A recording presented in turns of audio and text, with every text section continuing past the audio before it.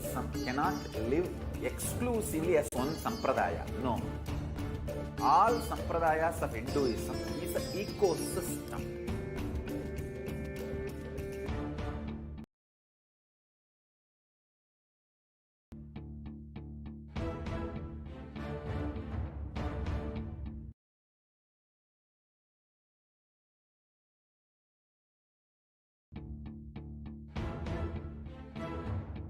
So don't keep quiet thinking that if one sampradaya is attacked, only that sampradaya is going to be affected. All of us are ecosystem.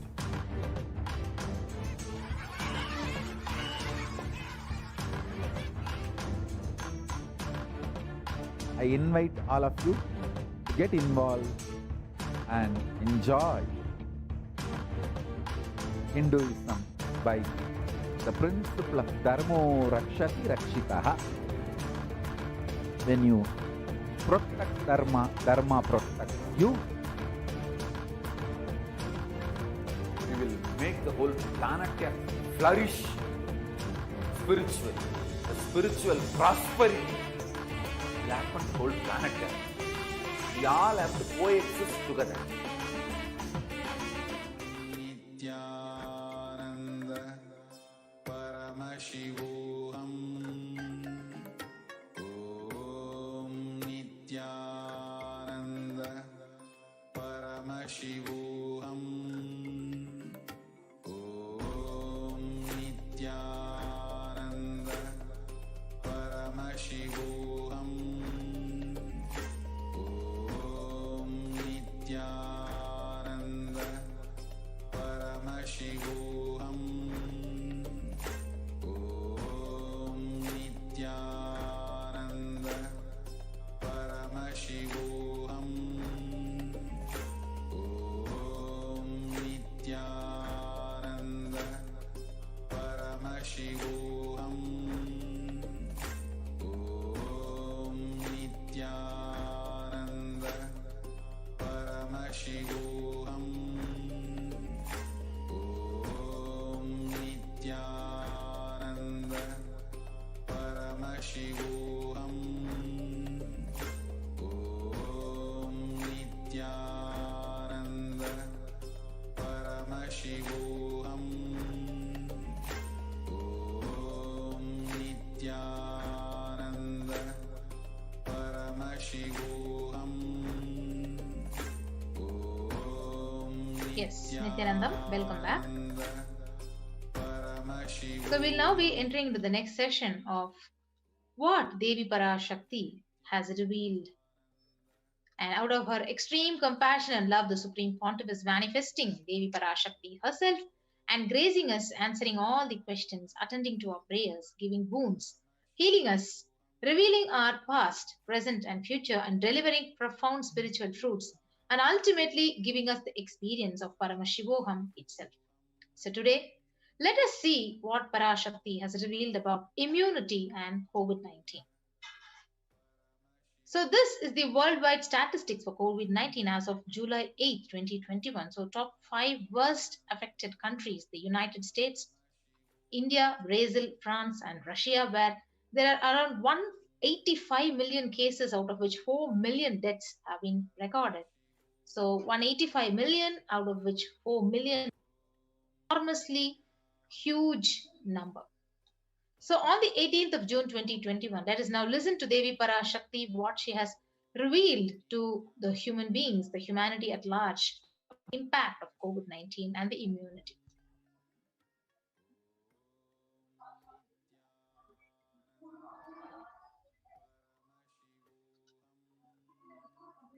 That's the first priority. Still, you are all not realizing the power of my words when I say Corona is very much out there with the support of decision makers, rulers, people who are supposed to protect all of you. Due to their irresponsibility, it is there and getting more and more strengthened. It is becoming more and more stronger in multiple forms. And all the other diseases which are waiting to attack human bodies, because corona has made the immunity strength weak in human bodies. Human bodies have lost the strength of immunity power.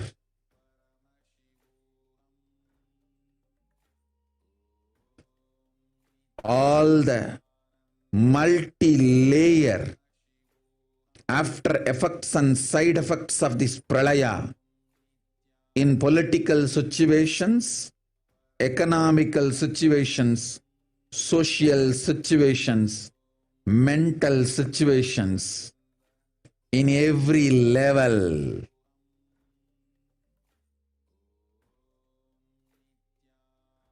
Cannot be described. Wait. This year, focus on keeping yourself alive.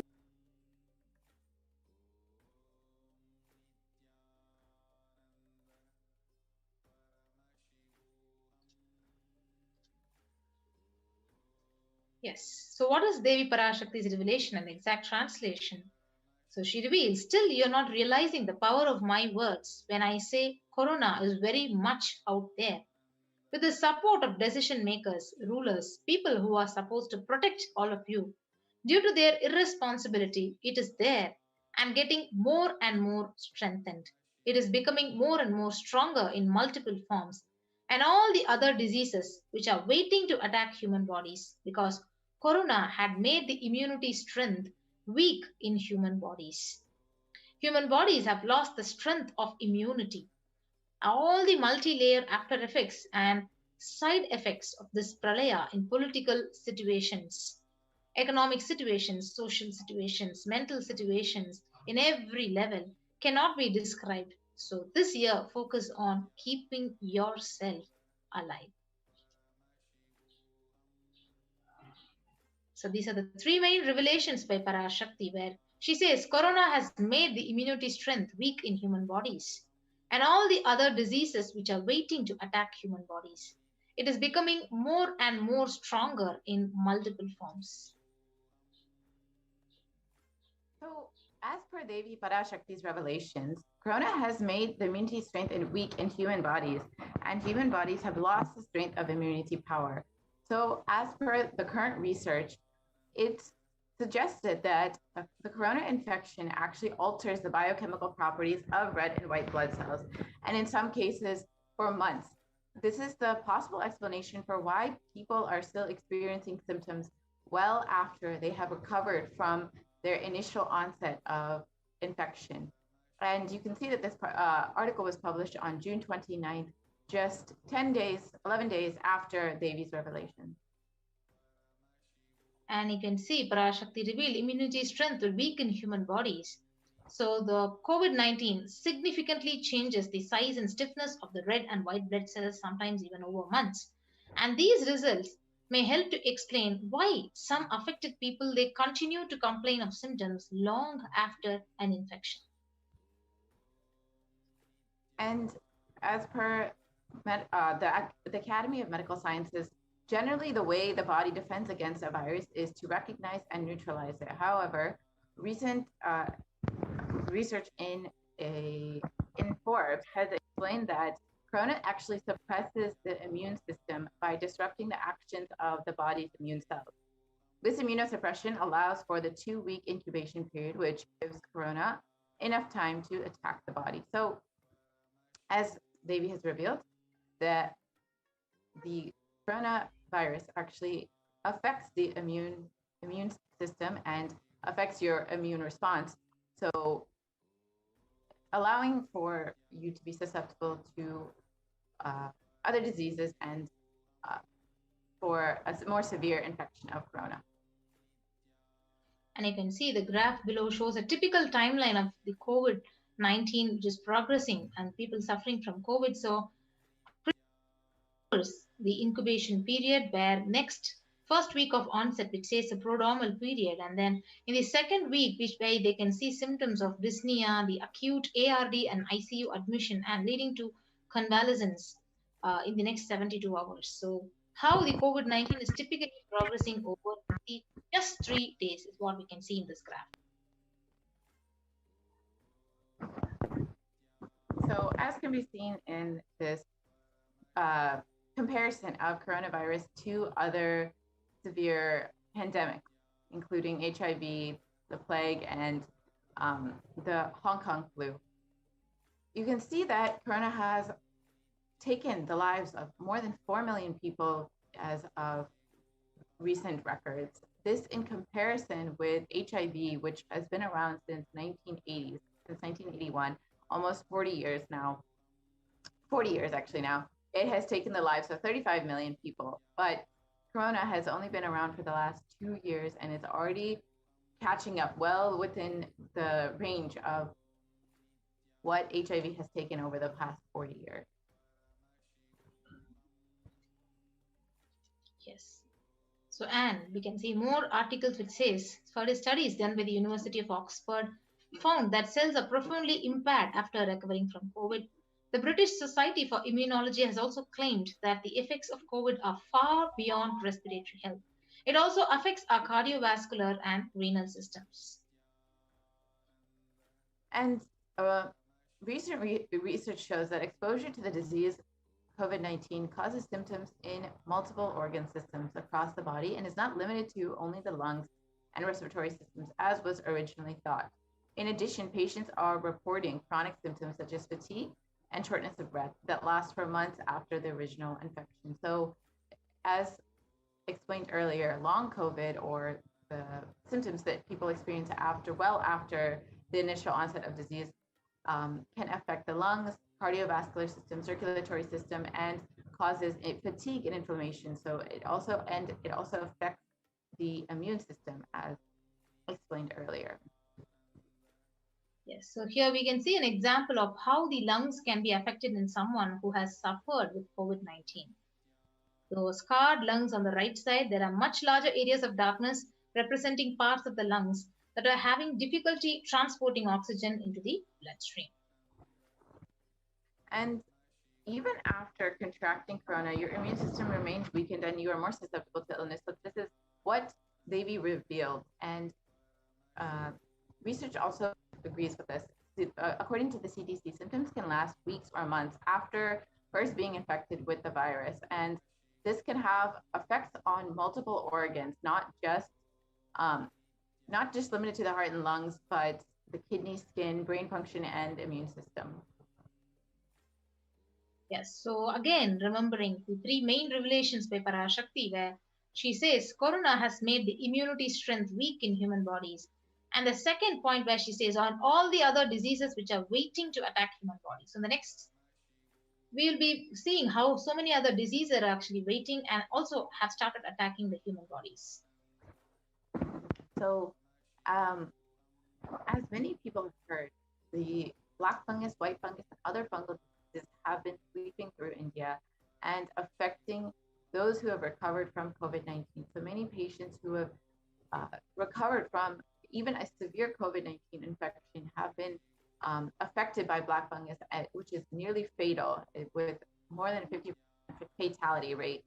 And after surviving such a severe infection, many lives have been taken from this black fungus, white fungus, and other fungal diseases. And as per the recent reports, there have been over 9,000 cases of this rare infection. And out of the 5,424 cases, 4,550 patients have a history of COVID-19 infection.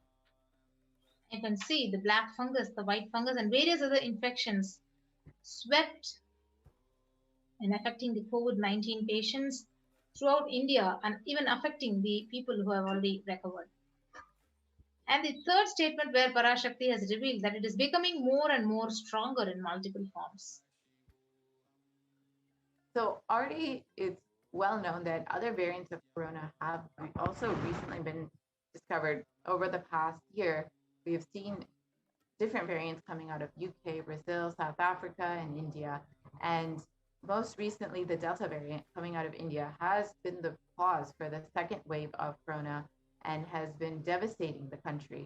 And this is, as per Devi's revelations, this will continue to happen and continue to affect India. Yes, so the other variants of the corona have also been recorded in the countries like the UK, the South Africa, Brazil, India. So the viruses, they generally mutate, but in the case of COVID, we have seen them become more dominant, and the table literally shows us the variants that have swept the world in various countries. And the dangers of these variants was further highlighted when the World Health Organization categorized the Delta variant as the most highly transmissible variant of COVID. And this is the variant, again, coming out of India, which has been sweeping the nation and has been devastating the country with its severity. And this is, again, the reason for the second wave.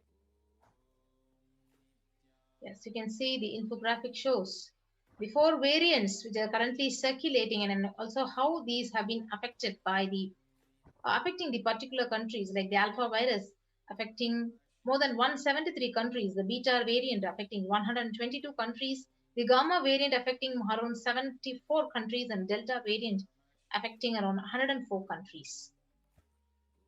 And there have been more than 4,500 sequences of variants that have been detected in about 60 countries. And the study suggests that it is around 60% more transmissible than the alpha variant. So this is the Delta variant, and is more contagious than the original strain that emerged from China. So the secondary attack rates have been known to be between 51 to 67% higher than what is seen in the alpha variants. Yes. Now, on the 14th of April, let us listen what Parashakti has revealed to the world.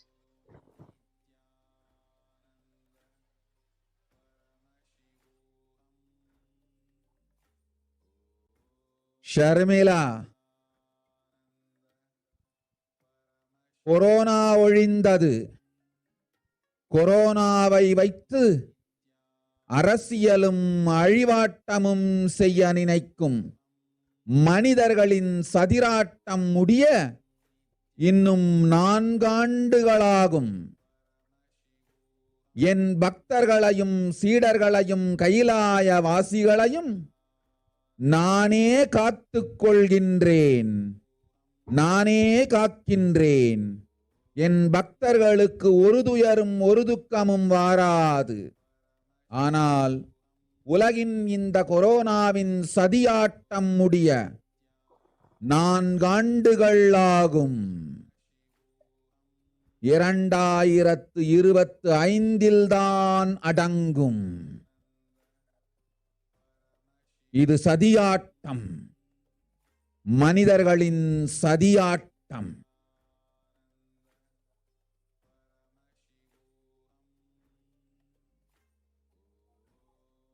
And the translation for Devi's revelation goes as, Corona is destroyed, but it will take 4 years for the political conspiracies done by humans to end. I will protect my devotees, disciples, and Kailasa vasis. No suffering will come for my devotees, but it will take 4 years for the conspiracy to end.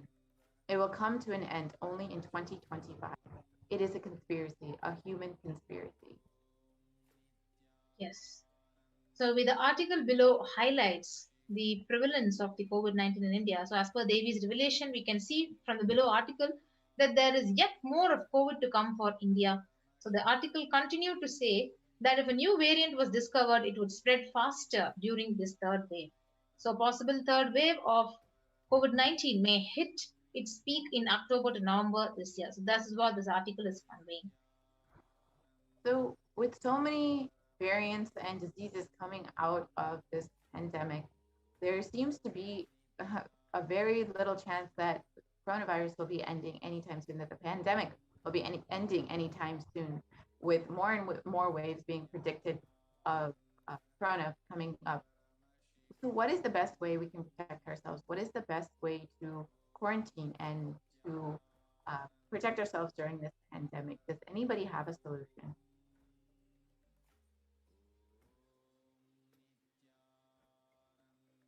So Kailasa is the only place that has provided a solution. The Supreme Pontiff of Hinduism is the only being who has opened up his own home and allowed all of India into his home. Anyone who wants to come and quarantine in the multi-layer quarantine centers throughout India. The Supreme Pontiff of Hinduism has welcomed anyone who wants to protect themselves, and only multi-layer quarantine can protect you in this time of the pandemic. So take the time right now, if you're living in India, to sign up and protect yourself from this pandemic at kailasa.org/Kailasa Care and protect yourself. The only priority for this year is to stay alive. And we will be right back for the next segment after a short break. Yes. So we'll be continuing with more and more Devi Parashakti's revelations. On the 8th of June, Parashakti. So Devi Parashakti revealed on the 8th of June that this Bhumandala and the Jati ecosystem, the caste ecosystem, Hindu, Jnana, Sannyasa. Sorry, ma'am. No problem. Yes, we can go ahead, ma'am. Yeah. So on the 5th of June, 2021, Devi revealed that not only people are dying in forest, financial and mental retardedness, you will also see minds getting collapsed. Freedom from all of this suffering is the life of living enlightenment. First, prevent yourself from this deadly corona. Oh, people, do the job of saving yourself, saving your life as the first priority. Yes. So you can see revelations about the mental health issue. And a media article is exactly confirming the same. So according to a new study, the neurological symptoms like depression and anxiety are also shown to be common in those who have contracted COVID-19, even more in mild cases. And further revelations about the mental health issues that people are facing currently reveals that the impact of COVID-19 on the mental health of U.S. college students has been severely affected during this pandemic, and the many more students are seeing higher rates of mental health issues. One more research article which says impact of the COVID-19 on the mental health of US college students. So the results indicate that students closer to graduation faced increases in anxiety, feeling of loneliness, and depression. And the rates in depression among, again, this research shows that the rates of depression among college students has been skyrocketing.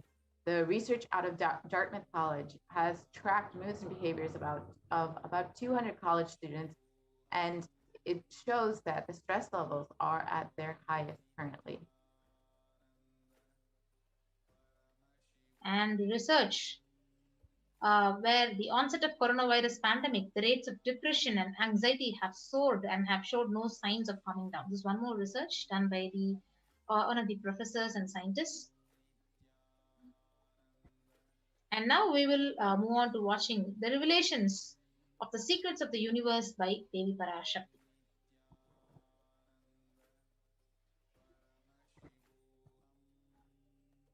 Listen intensely. I will reveal the secret of the universe and its expansion. Life, consciousness in you does not end while your body drops dead. It moves from different universes, vertical time zones, lives in different time zones as per its free will, knowledge, desire,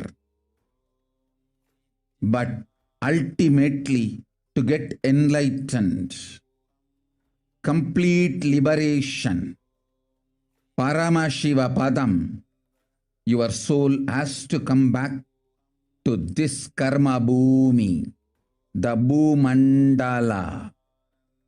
This Bhumandala and the Jati ecosystems, the caste ecosystems,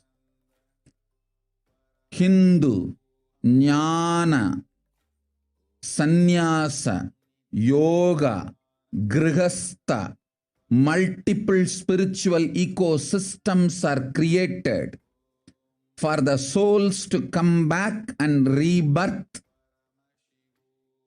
and grow more and more towards enlightenment easily, quickly, in accelerated speed and space. Now, too many souls from the cosmos is landing into this Bhumandala to be part of Kailasa and to manifest Kailasa. That is the reason the rate of expansion of the universe has been accelerated. An intense ecosystem for great enlightened beings and incarnations to land is being manifested by me through my Nijavatara Nithyananda and this Kailasa. All the blessed fortunate beings will be attracted to Kailasa and experience liberation. Kailasa is the space where Sanatana Hindu Dharma, cosmic science is nationalism. This cosmic law is the country law. Sanatana Hindu Dharma is nationalism. These cosmic truths will be the truths of the country, society, ecosystem. Society, country, judiciary, ecosystem, all this of Kailasa will be aligned to the cosmic law, the cosmic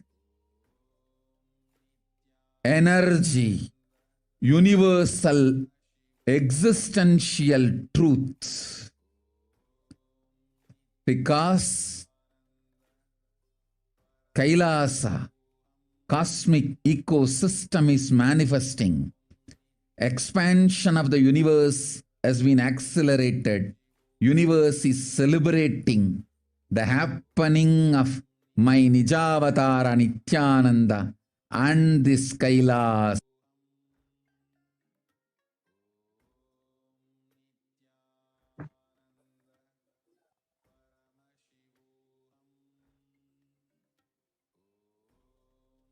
And Devi, to reiterate what Devi revealed on the 8th of June 2021, listen intensely.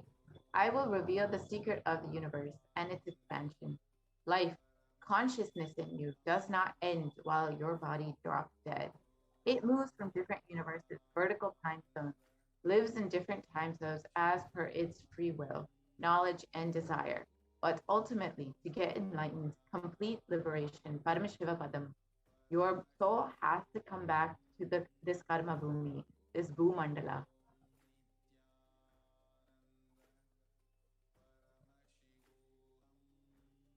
This Bhumandala and the Jati ecosystem, the caste ecosystem, the Hindu, Jnana, Sannyasa, Yoga, Grihastha, multiple spiritual ecosystems are created for the souls to come back and rebirth and grow more and more towards enlightenment. Quickly, easily, in accelerated speed and space. Now, too many souls from the cosmos landing into this Bhumandala to be part of Kailasa and to manifest Kailasa.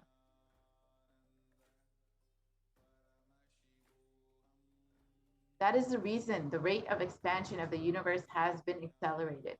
An intense ecosystem for great enlightened beings and incarnations to land is being manifested by me through my Nijavatara Nithyananda and this Kailasa. all the blessed, fortunate beings will be attracted to Kailasa and experience liberation.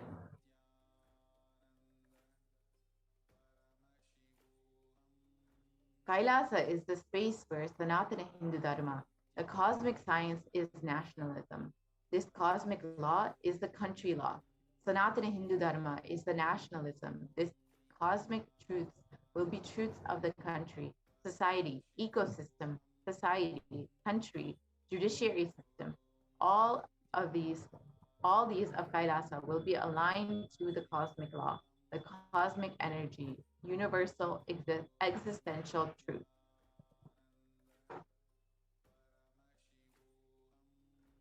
Because Kailasa cosmic ecosystem is manifesting, expansion of the universe has been accelerated.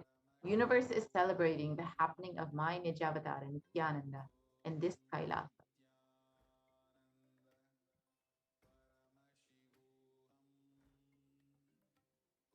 So now we will watch how the universe is not just expanding, but the expansion has actually been accelerated.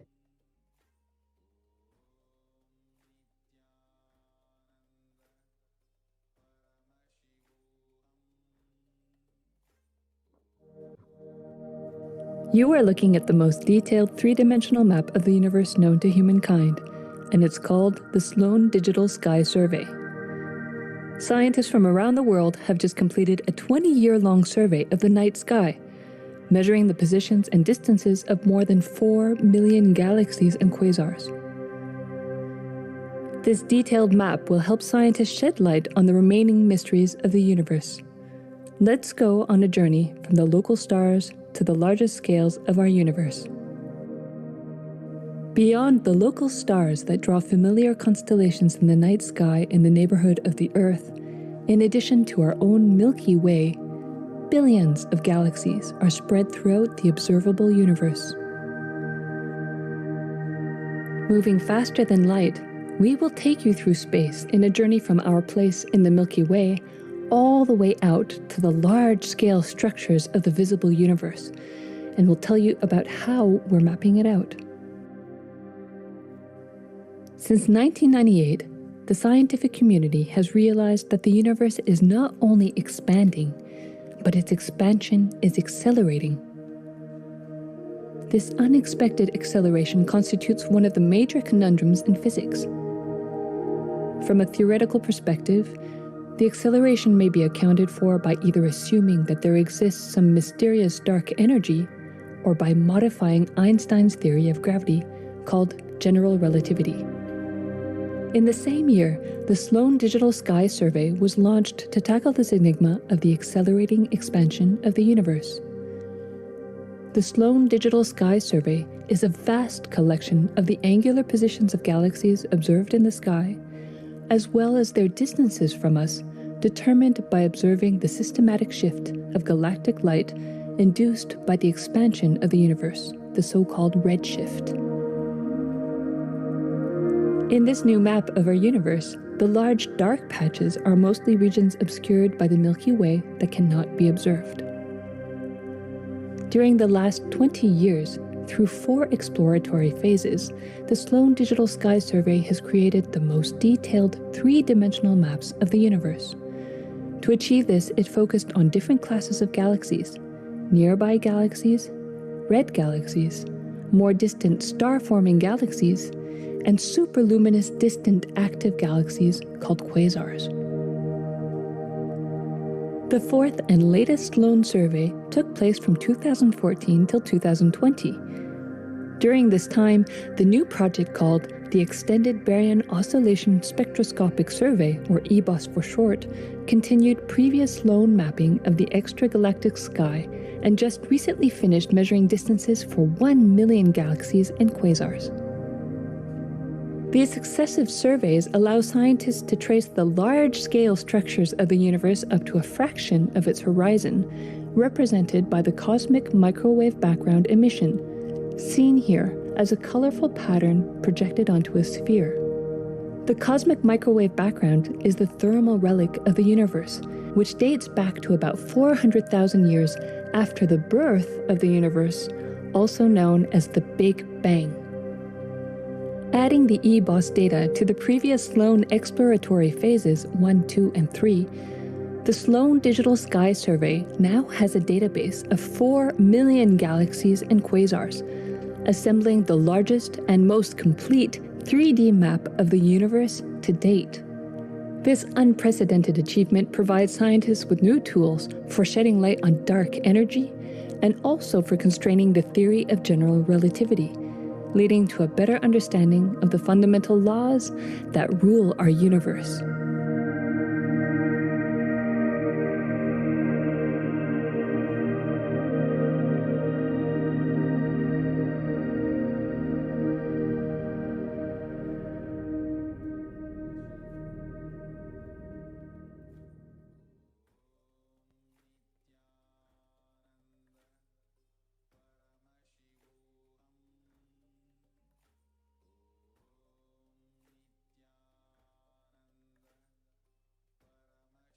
So, as per National Geographic, the universe does seem to be expanding faster than what was expected.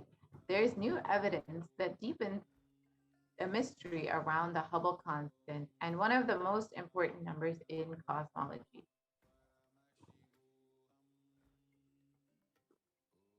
Fresh evidence suggests that the universe is expanding faster today than it did in its infancy, a difference that has set off a search to understand what cosmic forces could be at play.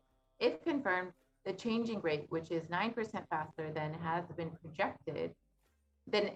projected, would force us to reconsider a fundamental aspect of the cosmos. So, as per Devi's revelations, the universe is not just expanding, but expanding at an accelerated rate.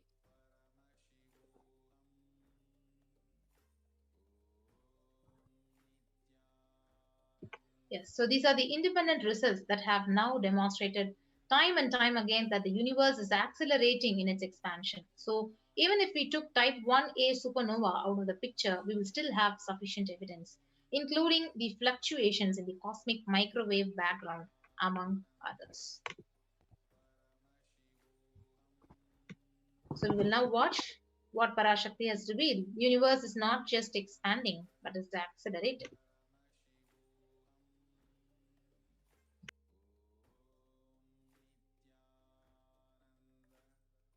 Listen, the key information, the key line I wanted to bring all your attention through this video is universe is not just expanding, its expansion is accelerated. Please understand. Last few years, I am screaming in top of my voice that superconscious breakthrough is happening. Please understand. It is not only just the physics level. The universe expansion is accelerated. It's a dark energy, the dark matter, in that level, the unmanifest, in avyakta, unmanifest level itself, the expansion is accelerated intensely. Please understand. The expansion is accelerated intensely in the dark energy, in the dark matter, unmanifest, avyakta swarupa of Paramashiva. See, Paramashiva's manifest form only is this world which we are all enjoying, experiencing. There is an unmanifest form of Paramashiva, dark matter, what we call dark energy, dark matter. The triggering of expansion, not just expansion, acceleration of expansion is happening from that dark energy, dark matter. Because scientists are using the word dark energy, dark matter, I am using the same word. But if you ask me to give a right word, I will say Swatta, Sutta, Swayam Pragasa, Jyoti. I will call it a superconscious energy, superconscious matter. See, because the human eyes can't cognize, human beings are calling it as a dark matter. But because human eyes can't cognize, but third eye can cognize, I am calling it as a Swayam Prakasa Jyoti. Jyoti, light, superconsciousness is the word rishis, enlightened beings will use. But unfortunately, scientists have their own limitation. With the two eyes, when you see something which is not seen, you call it as dark. With three eyes, when you see something and you know it cannot be seen by the two eyes, you call that as Jyoti. Sutta Swayam Prakasa Jyoti. Jyoti Mandala. What we show as Jyoti of Arunachala, what exists as unmanifest of Paramashiva is one and the same. Please listen. This acceleration of expansion is from the unmanifest, avyakta sarira of Paramashiva, the unmanifest space of Paramashiva. From that, the acceleration of expansion is happening. Now, the superconscious breakthrough is imminent. It has to happen.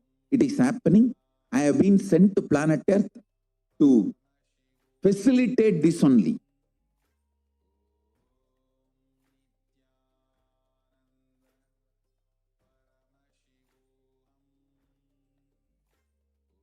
Yes, so with that, we come to the conclusion of this segment of this program, and we'll be moving on to the next segment of this program after a short break.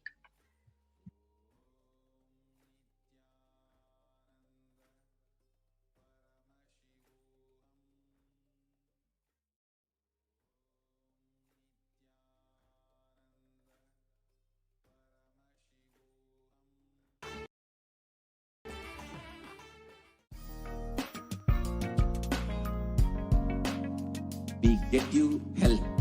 We get you ability to build beautiful relationships in your life. We get you direct spiritual support, and we make sure you become wealthy.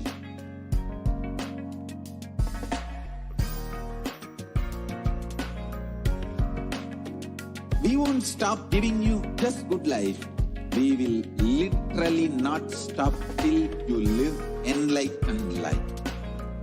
Manifesting the state of Paramashiva, space of Paramashiva, powers of Paramashiva, being of Paramashiva.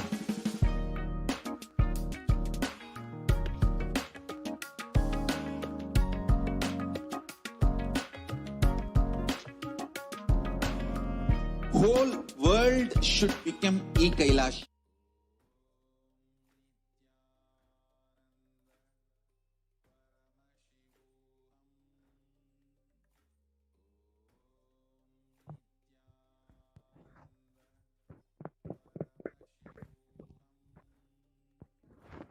Yes, let's now begin the offerings to Devi Parashakti and understand.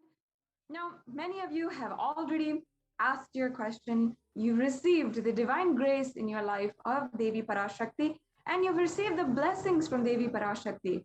Now, I'm sure so many of you, without even doing anything on your part, have received the wealth, health, blessings for long life, and the blessings for the long relationships, and just receive the grace and blessings of Devi Parashakti in your life.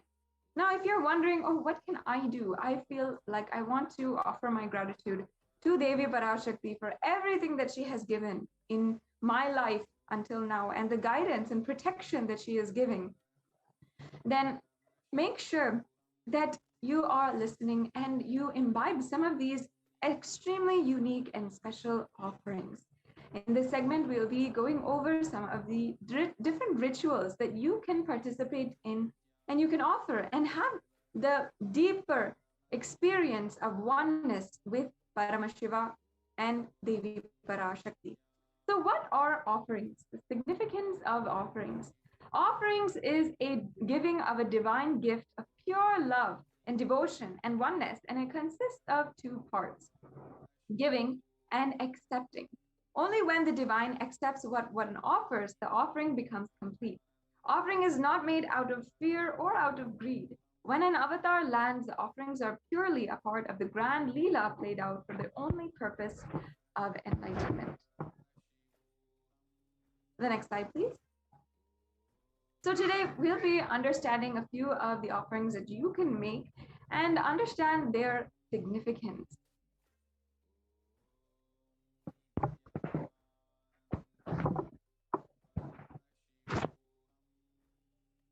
Yes. So now I'll be chanting the Shastra Pramana for the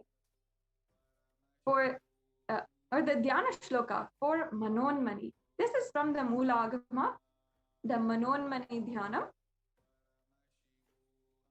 Yes.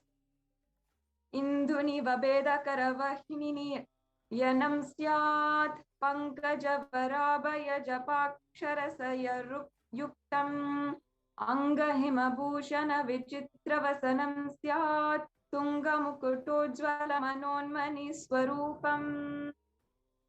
And now I'll be chanting the English translation.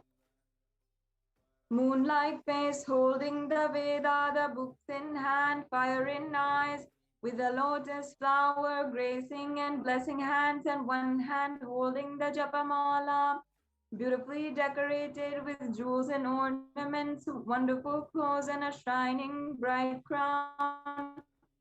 Her name is Manonmani. And we'll be chanting the next Dhyana Shlokam for Manonmani. Dhyaye Devim Trinetram Shashini Bhavadanam Vedahastam Dadanam Savye Padmam Varadam Apare Chabhayam Chakshamalam Divyera Bharanarnir Vibhushita Tanum Brahmadi Bippujitam Devi Meva Manonmanim Pratidinam Kamatra Datrim Sham.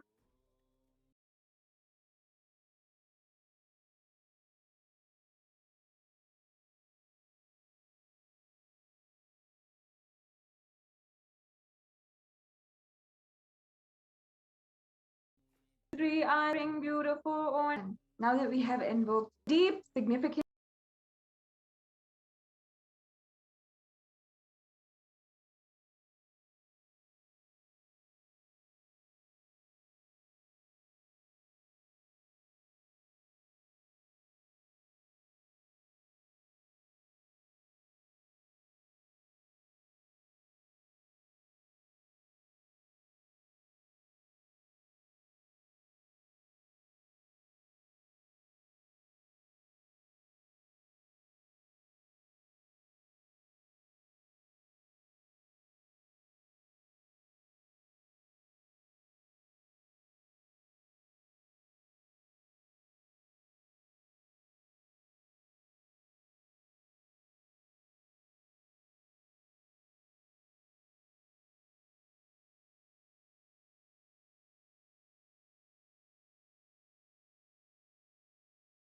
as you can see, gold has such a deep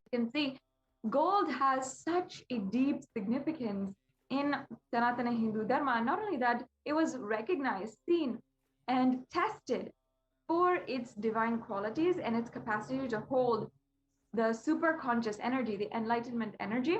And then it was then applied in all parts of the Hindu civilization. And here it is described how gold is present in all the scriptures, the Agamas, the Vedas, the Shrutis, Smritis, Itihasas, and the Puranas. And in all the Hindu scriptures, it is abundantly displayed that gold is the most auspicious and purest metal, which purifies our being. In the Hindu civilization, everything was built in gold because they knew the science and they applied it in real life. Everything was exchanged in gold. Even the ritual fees were offered in gold bricks. When one was to be saved from life-threatening illnesses, gold was offered as a ritual fee. And gold was in abundance and used for weighing equivalent amounts of commodities, including cows. Kingdoms were built with huge doors of gold, and the streets would have huge columns and huge archways made of gold. It was literally like a heaven on earth. And even the horses, cows, and all the other animals lived in coexistence, and they were all dressed and decorated in gold. The Hindu civilization actually thrived on the banks of gold. The Indus River was called Hiranyamaya, means river of gold in Rig Veda, and the river Saraswati was called Hiranyavartani, meaning river of gold in the Atharva Veda. The gold is a supreme element for offering gifts to the ones you love and revere. And temples are constructed and paved in gold, deities are made in gold and decked and adorned in gold. And because it preserves the enlightenment energy for thousands of years, it lasts forever.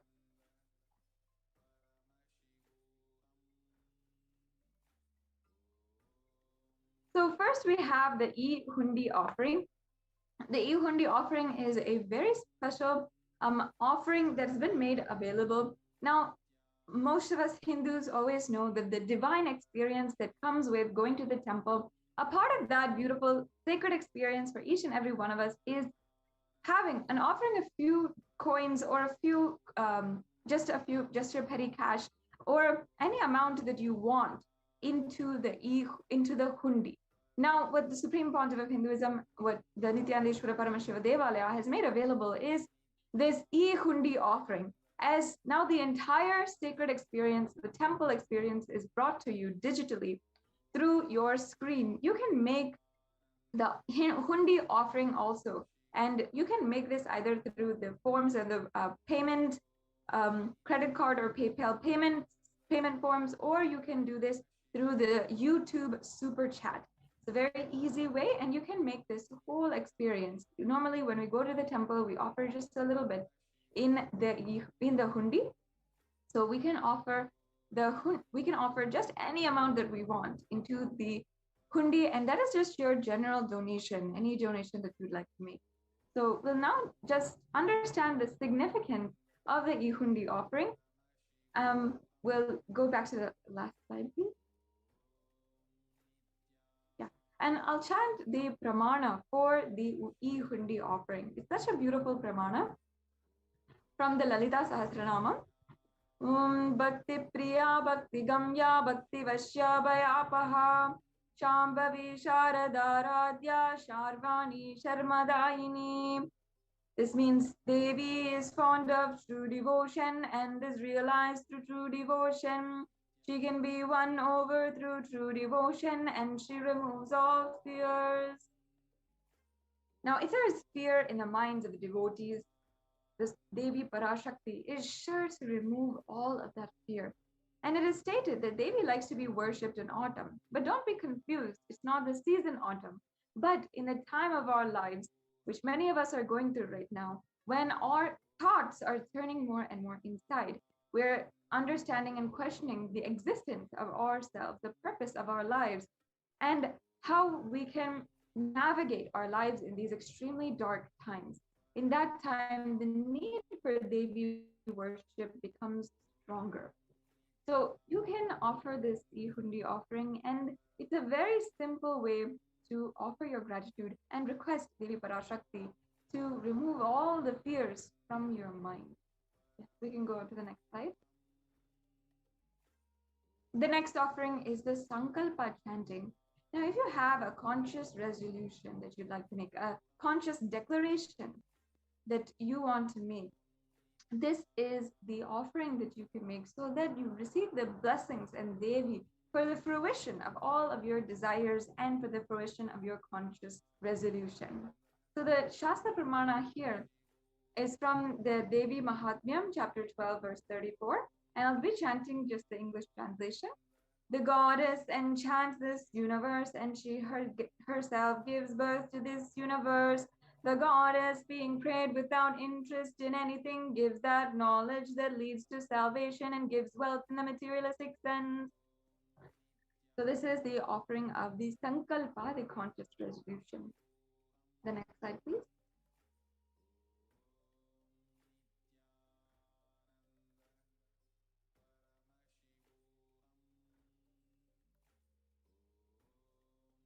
Yes, and in the next slide, we have the Sahasranama Swarna Kasu. This is a very special and unique offering. In the Lalita Sahasranama, once again, the Devi Parashakti is described as Nama Parayana Prita, meaning that she who likes the repetition of her various names. So this is the offering of the 1008 names of Devi Parashakti, and it's extremely special and unique archana offered to the Mahameru of Devi Parashakti. You can offer a gold coin inscribed with each of these 1008 names and receive the blessings to have the Ananta Kalyana Gunas, all the divine qualities of Devi Parashakti. And if you'd like to go ahead and not wait and register yourself for these offerings, you can go to tiny.cc/Devi offerings. You don't need to wait.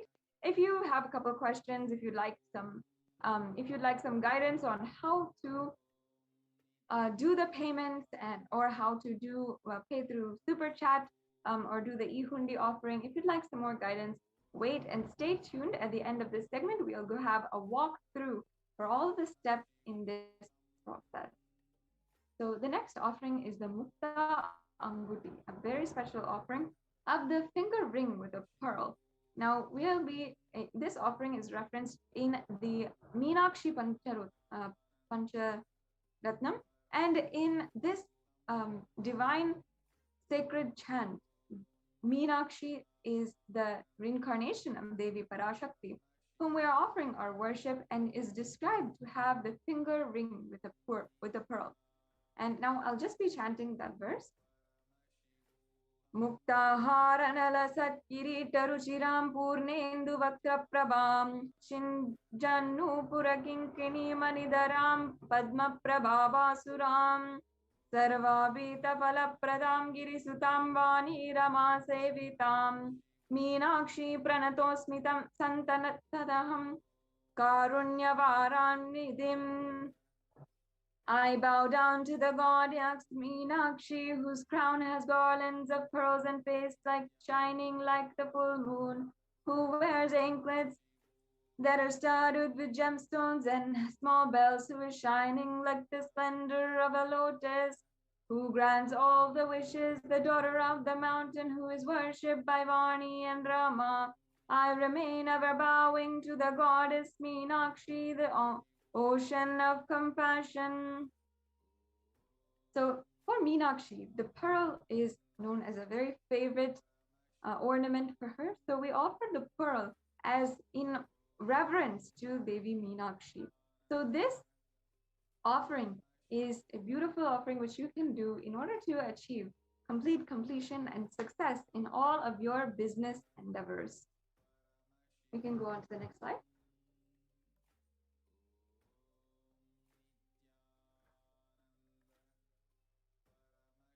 Yes. So offer the pearl finger and receive the blessings to be showered by Devi Parashakti's compassion and pure love in all of your business endeavors.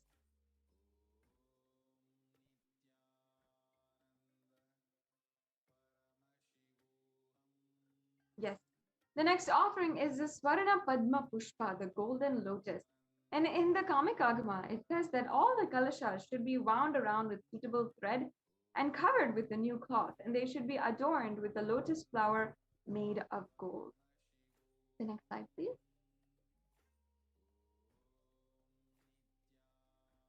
So there are hundreds of scriptural references for using lotus in the worship of Paramashiva. And almost everything in worship of the ultimate involves the consecration of deities, of worship, or meditating on, or the mudras and asanas during worship, which involves the flower, the lotus, pericarp, and the stems and the flower. So you can offer the lotus, the golden lotus, because it is a sacred item, sacred and divine flower. Even the Shakti of Paramashiva is called lotus, and there's so many other ways that lotus appears in the different scriptures. So you can offer this lotus in any size you wish and be blessed to have the state, space, and powers and being of Devi in your inner space amidst every adverse situation in your life. The next offering is the Swarnamati. So I'll just be chanting the Pramana. Nakadiditi samchana namajjanatamo guna padadvaya prabhajala parakrita saroruha. You whose brightness from toenails destroy the darkness of ignorance from the minds of devotees who prostrate at your feet. You whose brightness from your 2 feet overpowers that of the lotus flower.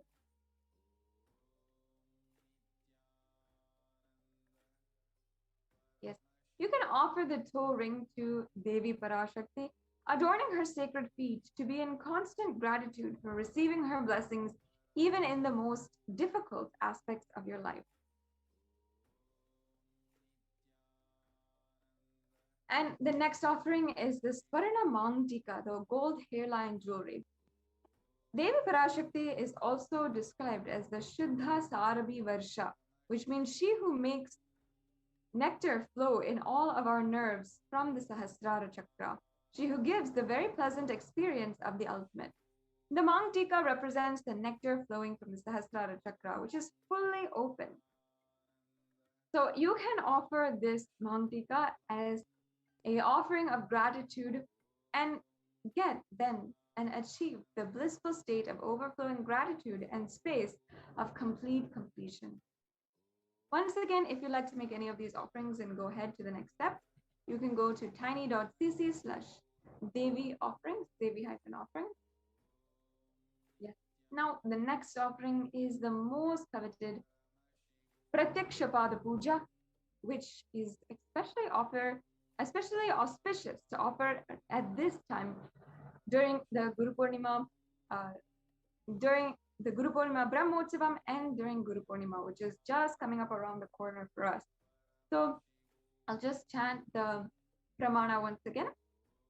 Nakadidita samchana namajjanatamo guna padadvaya prabhajala parakrita saroruha. The illuminating splendor of Devi's toenails dispel the darkness of ignorance in the devotees. Prostrating at her feet defeat the lotus and beauty. So this shlokam number 83 of the Saundarya Lahari states that the nails that have been sharpened by constantly being touched by the crowns of celestial beings who always prostrate before Devi. And tamoguna is considered as darkness. And in this stotram, tamas is indicative of ignorance in the minds of devotees by constantly prostrating before Devi, their ignorance is removed and they attain ultimate knowledge. So you can offer the Pratyaksha Pada Puja and receive the blessings, all the auspiciousness and blessings of the Supreme Pontiff of Hinduism. And I encourage each and every one of you to do this offering, make this offering on the most sacred day, Guru Purnima Day on July 23rd, this month, which is just coming right up around the corner. So make sure you're starting to plan for how you can make this offering on Guru Purnima Day. Now, the last seva that we have, a very special seva, is the offering of the Vastra Seva, the sacred clothes for adorning Paramashiva and Parashakti. And Swamiji and the Yajaman will receive all the blessings and auspiciousness once again of the Supreme Pontiff of Hinduism in offering the Vastra Seva to his divine lotus feet.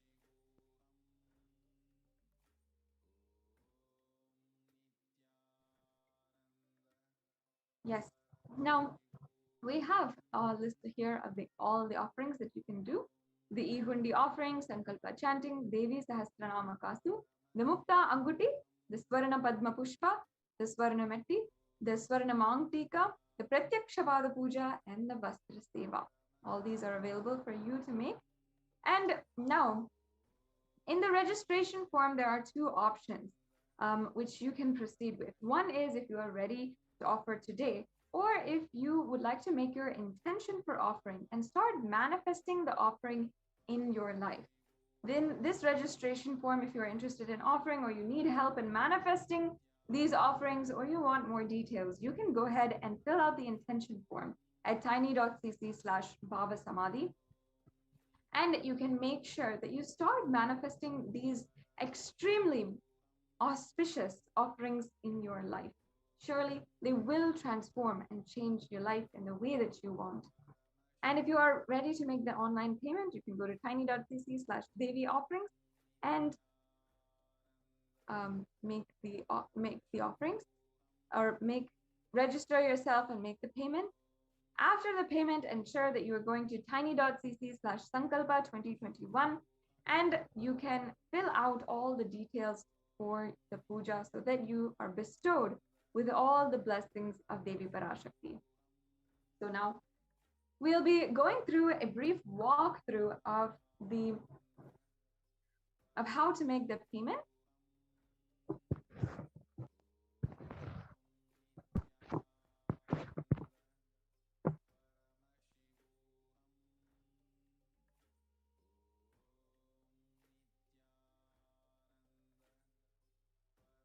Yes. So before that, we will go on to the next segment of today's program. The Adi Kailasa Sarvagnapeetham administrators, Manitya Achalananda Swami and Manitya Pranapriyananda, will be joining us to give us the latest updates and also to describe to us, share with us the status and the ongoing updates from the Adi Kailasa Sarvagnapeetham, the Kailasa's COVID Care Center in India, in centers around India and in Adi Kailash. So let us now proceed with the next segment in today's program. Thank you for joining us. We'll be right back with you.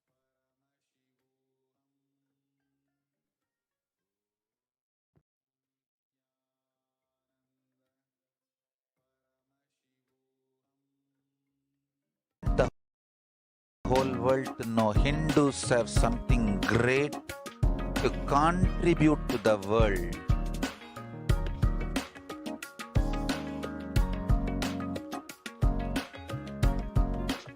We have something great to contribute to the world. Let us do that.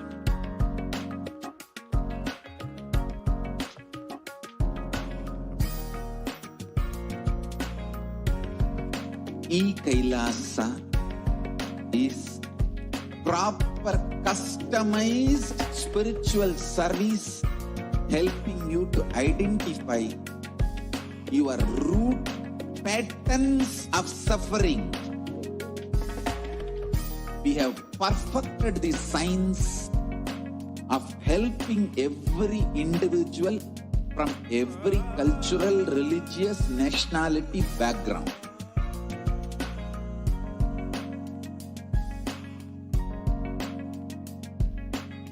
You will have lowest reactionary assumptions, highest awakened response, alive response for life continuously.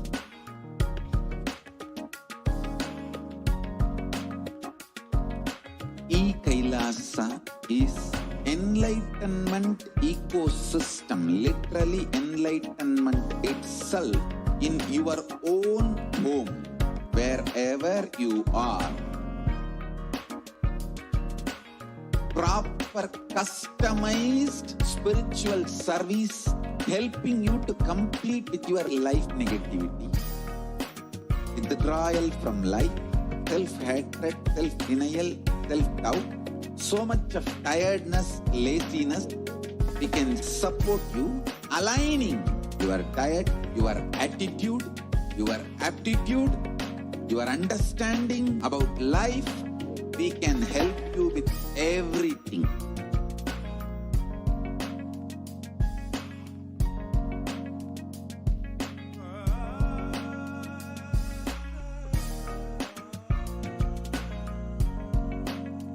If you are interested in enlightenment, we will immediately bring this to you.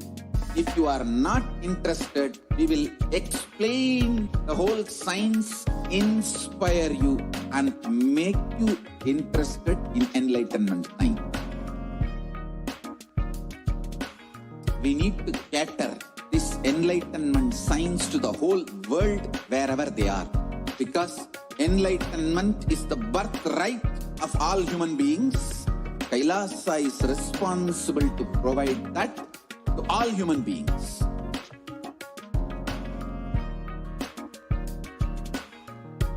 Kailasa is the totality of the knowledge I received from my gurus and practice manifested in my life, perfected by teaching millions of people from all cultures, time zones, backgrounds, genders, nationality, race, from every creed.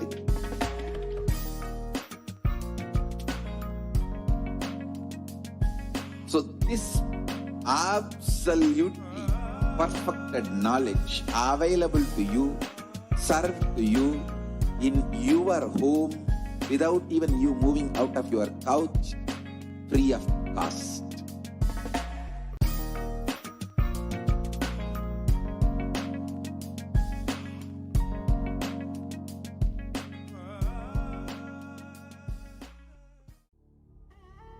What I mean by the word Kailasa, listen intensely.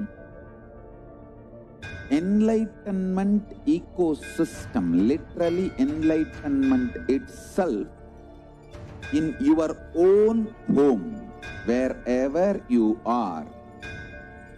If you cannot come to Kailasa, it's okay. Kailasa can come to you.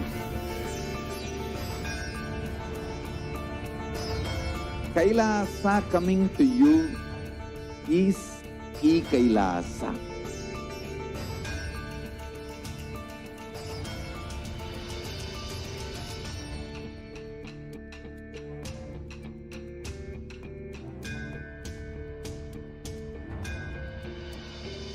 I will revive Hinduism.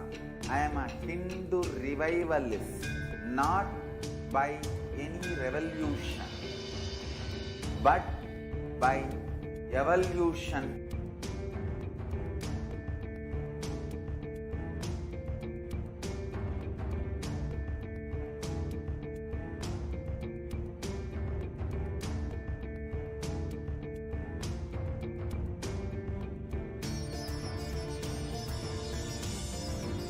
And setting model communities.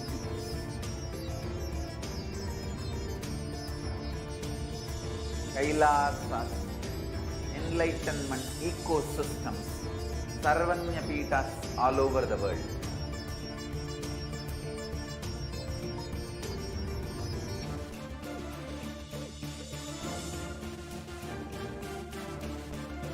All powerful cognition, knowledge, only when you live, power manifestation and possibilities manifestation happens.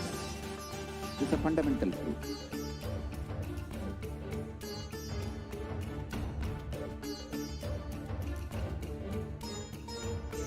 Hinduism cannot live exclusively as one sampradaya. No. All sampradayas of Hinduism is an ecosystem.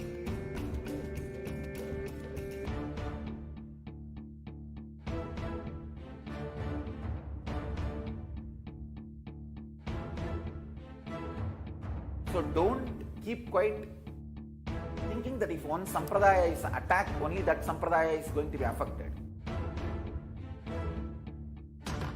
All of us are ecosystem.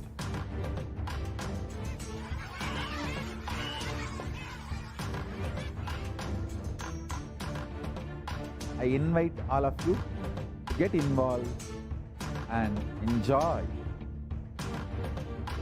Hinduism by the principle of Dharmo Rakshati Rakshitaha. When you protect Dharma, Dharma protects you. make the whole planet flourish spiritually. The spiritual prosperity will happen to the whole planet. We all have to coexist together.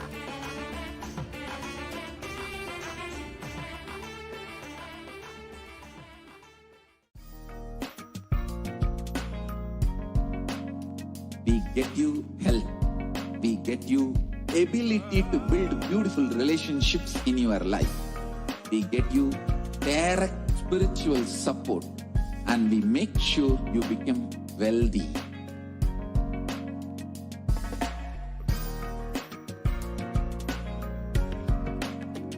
We won't stop giving you just good life. We will literally not stop till you live enlightened life. Manifesting the state of Paramashiva, space of Paramashiva, powers of Paramashiva, being of Paramashiva.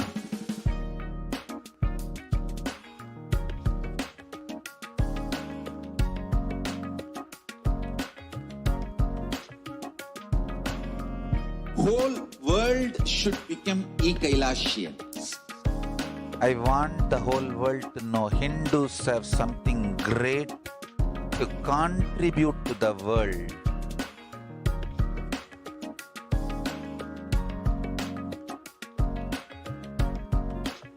We have something great to contribute to the world. Let us do that.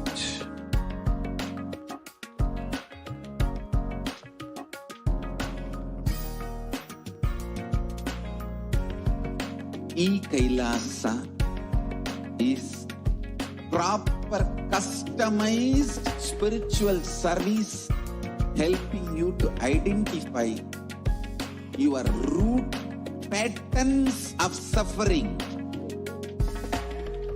We have perfected the science of helping every individual from every cultural, religious, nationality background.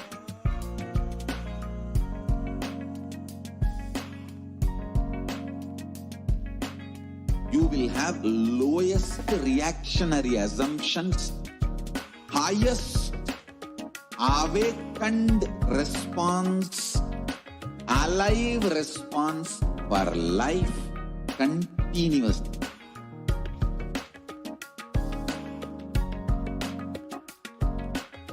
Kailasa is enlightenment ecosystem, literally enlightenment itself in your own home, wherever you are.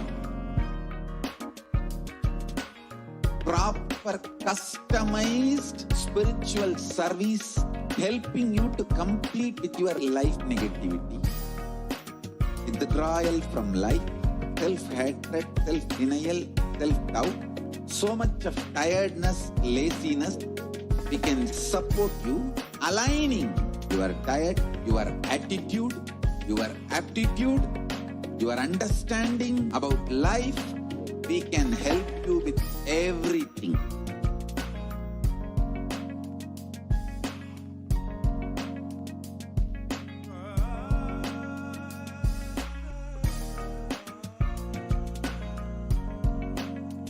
If you are interested in enlightenment, we will immediately bring this to you. If you are not interested, we will explain the whole science, inspire you, and make you interested in enlightenment science.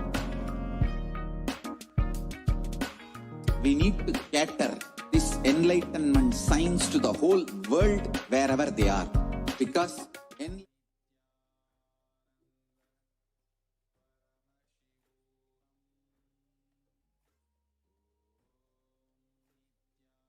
Nithyanandam, welcome back to all the viewers who are joining with us from across the world during this Devi Parashakti Akashic reading program. And I welcome each and every one of you who is joining us from all of the different temples, the Devalayas, Annalayas, and everywhere across the world, every one of you who are joining. We're entering now into the next segment of today's program, where we'll be understanding the updates from Adi Kailasa Sarvagnapeetham. Today, Adi Kailasa Sarvagnapeetham is one of the Kailasa COVID care centers, where the multi-layer quarantine is being offered in this campus for anyone who feels that they need to protect their lives and they're not getting it anywhere else.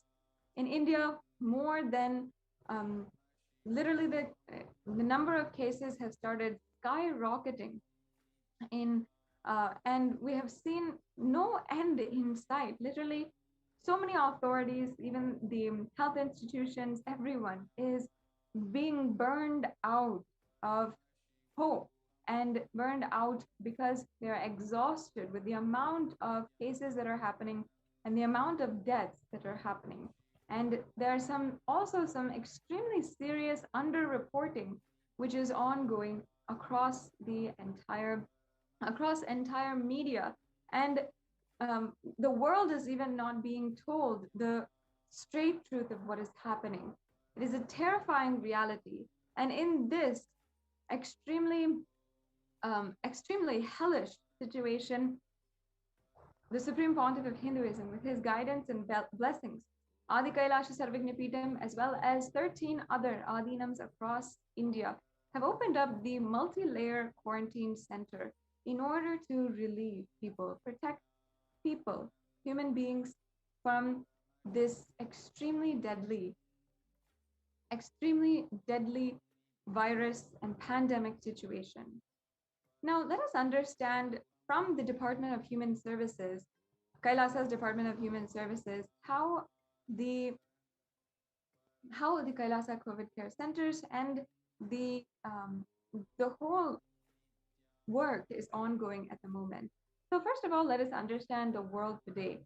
The Human Rights Watch reported that more than 1.5 billion students are out of school already.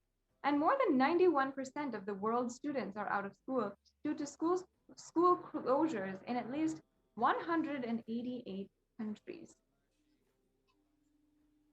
So if we see 36.5% of the US college students, they are pointed to stress as the biggest reason why their academic performance suffered negatively for the past 12 months.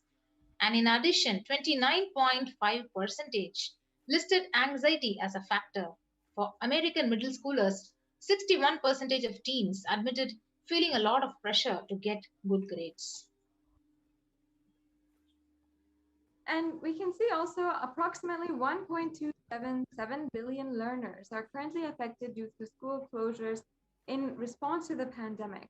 According to UNICEF, monitoring 46 countries are currently implementing nationwide closures and 27 are implementing local closures, impacting about 72.9% of the world's student population.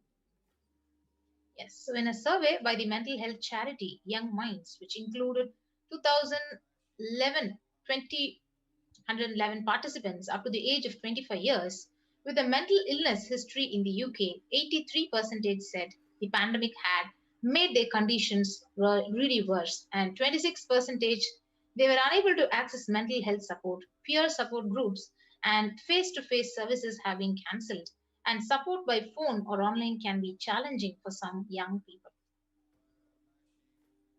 And the COVID-19 pandemic has disrupted or halted critical mental health services in 93% of countries worldwide, while the demand for mental health is increasing, according to a new World Health Organization survey. So recently, a study also found that 18% of the individuals, including people with and without a past psychiatric diagnosis, who received a COVID-19 diagnosis were later diagnosed with a mental health disorder such as anxiety or mood disorders.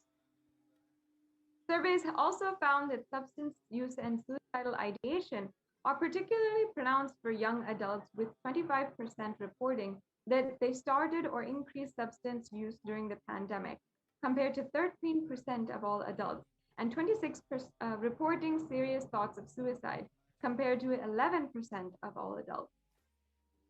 So every year, over 1.2 million students drop out of high school in the US alone, and that's a student every 26 seconds or 7,000 students a day. So about 25% of high school freshmen fail to graduate from high school on time. Now, let's see some of the contributions from Kailasa's Department of Education, specifically in Adi Kailasa Sarvagnipeetham, as well as all over the world. Now, you can see, of course, the COVID Care Protection Center is now open, and you can register now through the link below at kailasa.org/Kailasa Care. Yes, so let us now know more about the Kailasa's contribution in the field of education. Yes, the Supreme Pontiff of Hinduism, Jagadguru Mahasannidhanam, His Divine Holiness Bhagwan Nithyananda Paramashivam, has declared that Gurukul is a place where celebration begins with the right words in blossoming minds, creating a gateway of possibilities, creating an enlightened civilization with yogic body and Vedic mind. Yes, so the Nithyananda Gurukul is a school established by Yes, so here students live their highest potential and manifest various spiritual powers. The Gurukul functions according to the Supreme Pontiff's Hinduism's vision that education is for life, but life itself is not for education. The Gurukul brings to the world the right kind of education that empowers you.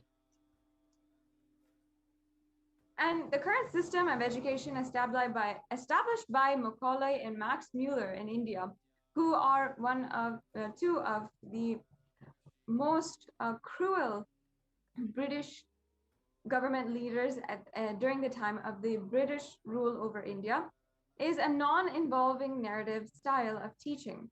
And so their entire current education system is based off of what they established at least 50 to 60 years back. The original Indian education system, the original Hindu education system, was not about continuously giving words, ideas, concepts, theories, or theologies. The original Hindu system of education was about awakening you to the right context, enlightenment. And the Hindu education system, the Gurukul, is more than a transmission of knowledge. Rather than mere transfer of knowledge. Yes. So it is not based on generalization, where the dilution happens due to generalization. So whether others educate you or you educate yourself, if you plan everything based on the best of you, it is specialization. So the Gurukul ambience is for specialization and not for generalization. Education means putting a set of ideas into your head and forcing you to conform to it, pressurizing you to memorize it and forcibly making you vomit it.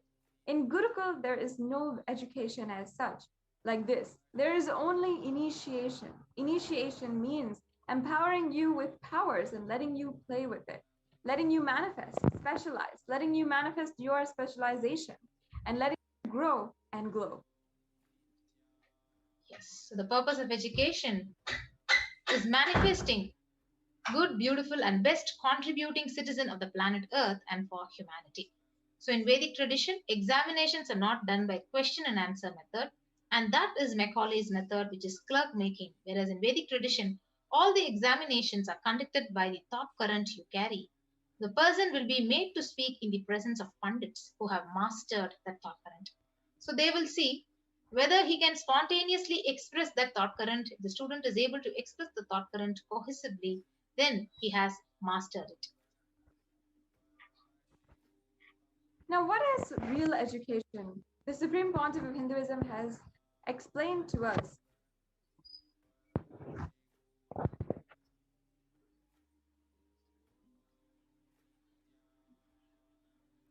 Yes, if we are teaching the science of completion to our kids, we should be able to guarantee you can't get even one lie out of our Gurukul kids. That is what is education.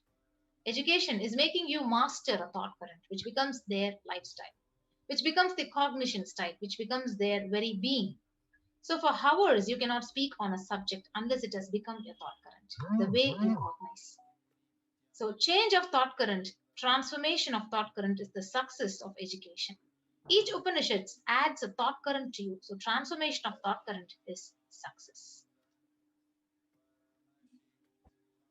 The Supreme Pontiff of Hinduism continues that our Gurukuls are not teacher-centric. Our Gurukuls are education-centric. Please understand, Our Gurukuls are not teacher-centric and they're education-centric. Students can develop, invent something Guru doesn't know. The students have that freedom. And please understand, only the basic formulas are taught and basic tools to awaken knowledge is taught. Then the students are left free to explore on their own. Gurukuls are not with a set of rules or frame. They are supported people. They are only supported people to explore the highest possible creativity.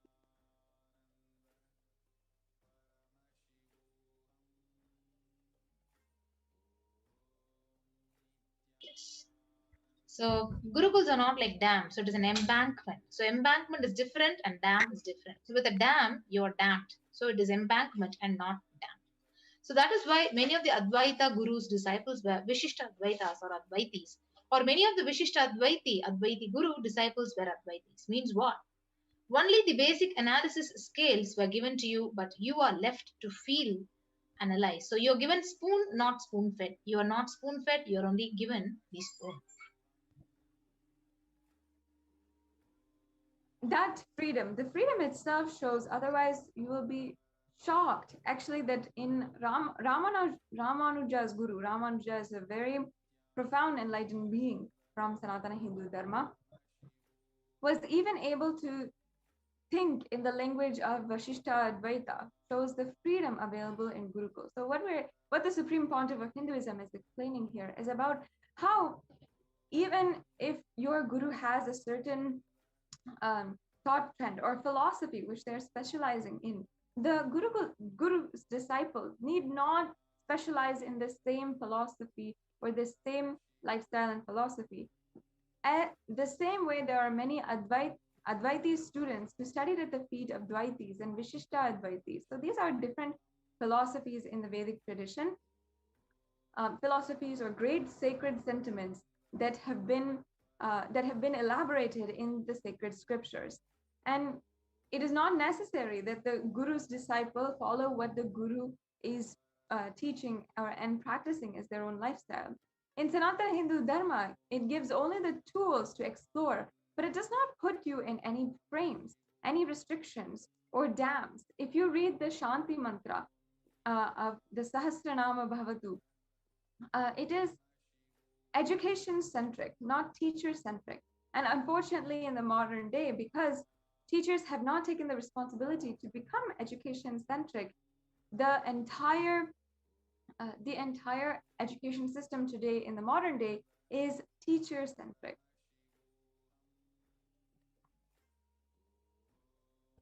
We can go on to the next slide. Yes, so this whole verse, if you read, may we both together be protected. Here, the teacher is also praying along with the student. And actually, it is because we are education-centric, we are able to explore and reach the new heights of seeking. The heights of seeking where even the Ishta Devata concept has come. Guru encourages disciples to travel, discover, reinvent, invent their own paths, their own methodologies, and he continues to encourage the disciples to explore on their own. Yes. So with the principles of completion, the four tattvas of integrity, authenticity, responsibility, and enriching, as well as the truths of ahimsa or non-violence, and abhayam sarvabhutebhyo, the balisons of Nithyananda Gurukul, have played with these powerful cognitions and thought currents and have physically demonstrated the power of these truths by providing security to the rose plants in the garden of the Gurukul, resulting in rose plants dropping their thorns. So let us now listen to Bhagavan on the Hindu Gurukul system, the future of education.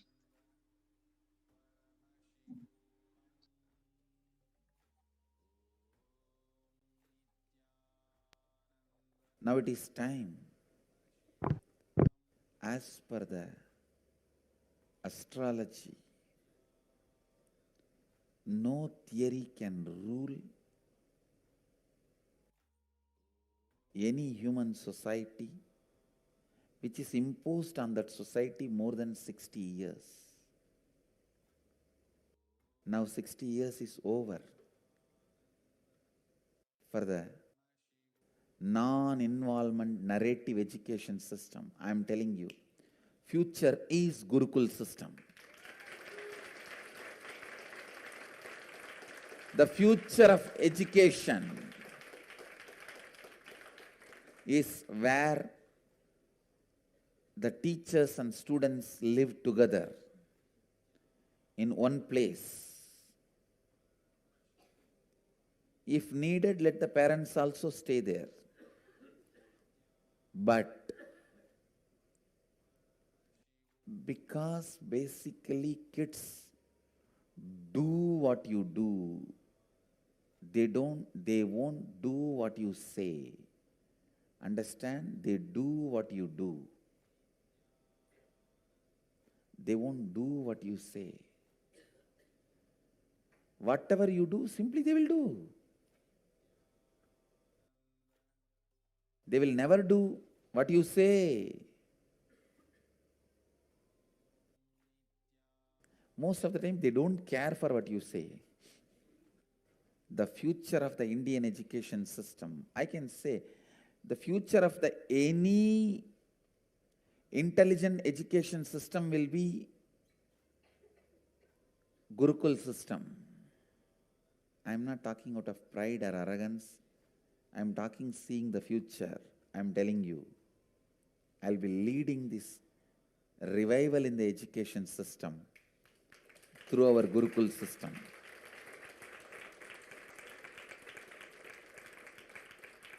Through our Gurukul system. It is going to be the Gurukuls. In Indian education system, complete involvement is required from the side of the teacher and the student. Student need to study the teacher. Teacher need to study the student. Understand? After thoroughly studying the student, teacher identifies the right subject in which the student will be successful. Few things are basic for everyone, like science of completion and enlightenment. Other than the science of enlightenment, all other things, master selects the subject in which the student will be successful. And then student is trained specifically in those fields with the knowledge of enlightenment, with the science of enlightenment, with the truth of enlightenment as the context. Even if you learn the archery, enlightenment is the context. If you study administration, enlightenment is the context. If you learn about business, enlightenment is the context. If you learn plumbing, building houses, sculpting, enlightenment is the context. Indian education system is more of a transmission of the knowledge, not transfer of knowledge. It is not just information based.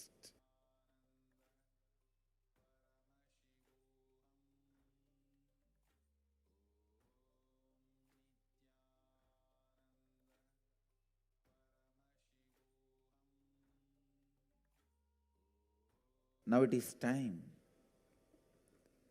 as per the astrology, no theory can rule any human society which is imposed on that society more than 60 years. Now 60 years is over for the non-involvement narrative education system. I am telling you, future is Gurukul system. The future of education is where the teachers and students live together in one place. If needed, let the parents also stay there. But because basically kids do what you do, they won't do what you say. Understand? They do what you do. They won't do what you say. Whatever you do, simply they will do. They will never do what you say. Most of the time, they don't care for what you say. The future of the Indian education system, I can say, the future of any intelligent education system will be Gurukul system. I am not talking out of pride or arrogance. I am talking seeing the future. I am telling you, I will be leading this revival in the education system through our Gurukul system.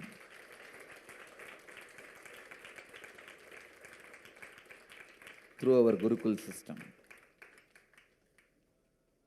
It is going to be the Gurukuls. In Indian education system, complete involvement is required from the side of the teacher and the student. Student need to study the teacher. Teacher need to study the student. Understand? After thoroughly studying the student, teacher identifies the right subject in which the student will be successful.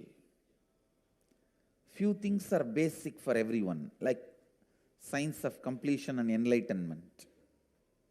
Other than the science of enlightenment, all other things, master selects the subject in which the student will be successful. And then student is trained specifically in those fields with the knowledge of enlightenment, with the science of enlightenment, with the truth of enlightenment as the context. Even if you learn the archery, enlightenment is the context.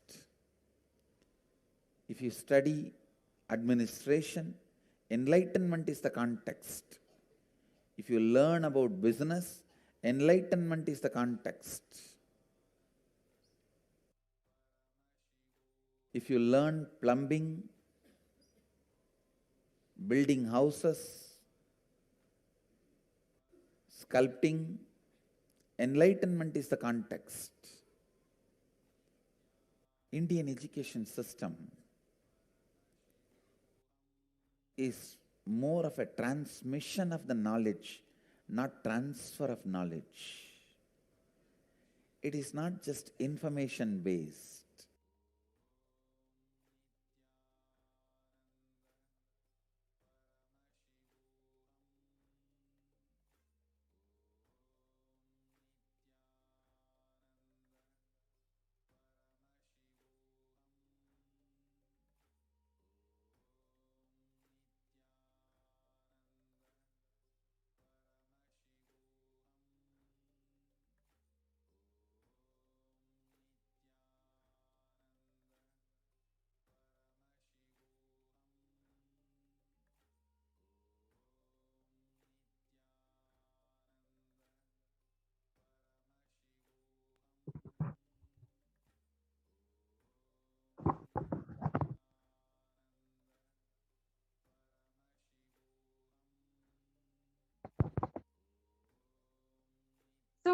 let us understand today the education is known to be the key factor in enabling upwards socio and economic mobility and strongest means from removing poverty.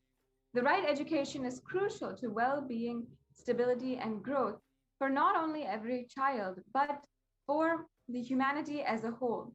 The Gurukul system is known to be the knowledge transition system of Hinduism and one of the pillars which kept Sanatana Hindu Dharma alive and standing as the world's most ancient living civilization.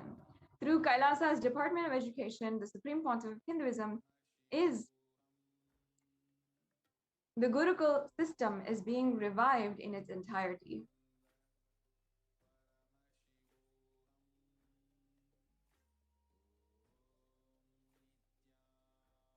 Gurukul is living in the Guru's home. And the Gurukul system is rooted on the Guru Shishya Sampradaya, or the living lineage of Guru disciple relationship.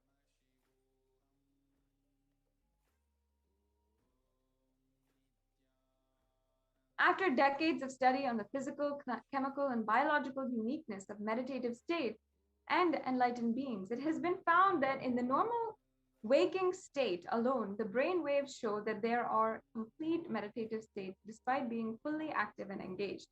In the world's athletics, this state is known as being in the zone, a glimpse into the peak of focus and cognitive function, attention, coordination, to name a few.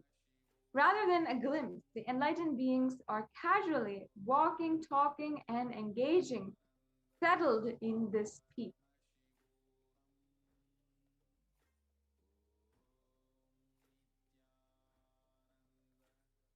And recent studies have also found that we imbibe the body language, behaviors, and patterns of those in our environment, not just on the behavioral level, but just to the depth of the neurological layer. This is also known as the mirror neuron effect. In this way, there is no better teacher than the enlightened guru, who, as per modern science, exists as the superconscious, biological, reproducible anomaly.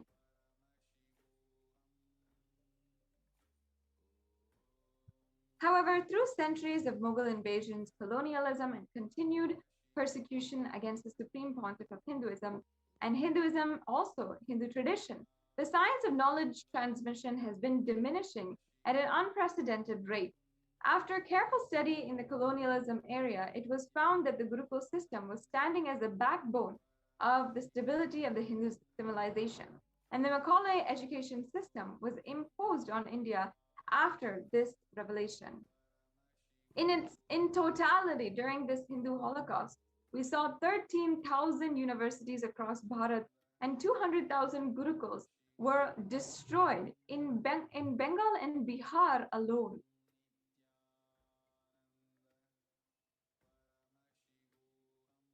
And with the systematic destruction of Hindu universities and Gurukuls goes also more than 80s of Hinduism's indigenous knowledge.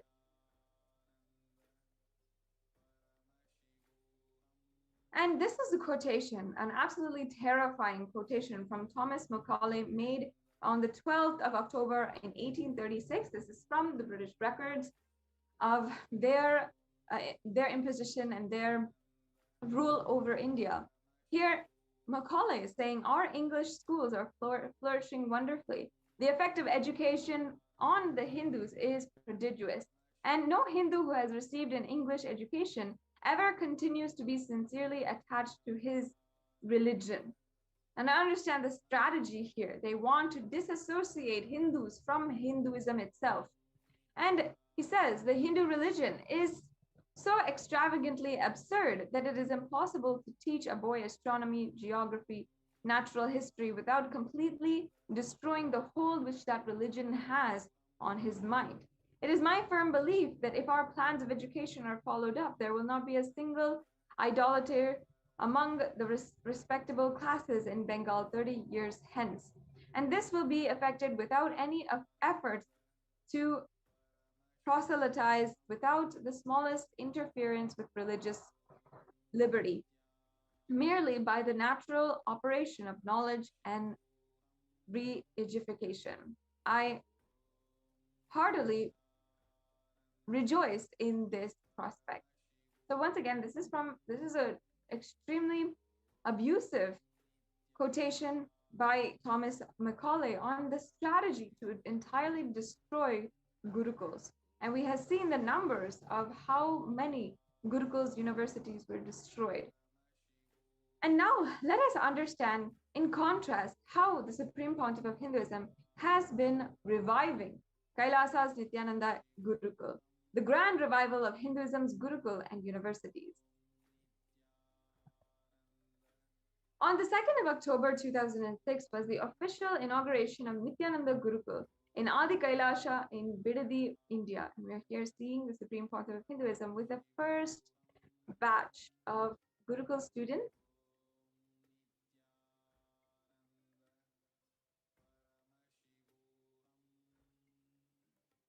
And in 2008, students of Nithyananda Gurukul here are practicing yoga and meditation under the sacred banyan tree. This is in Adi Kailasa also. We can see all the students of Gurukul who are doing the regular practice.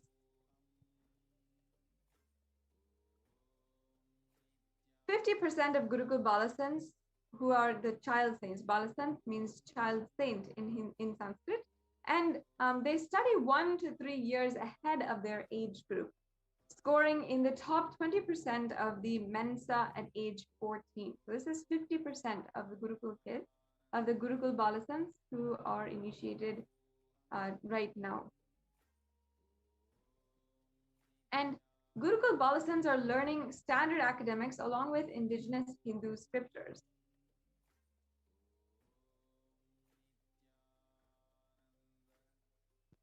The next slide, yes. Gurukul Balasants also are practicing here the Shivastamba Yoga under the guidance of trained Shivastamba Yoga Acharyas.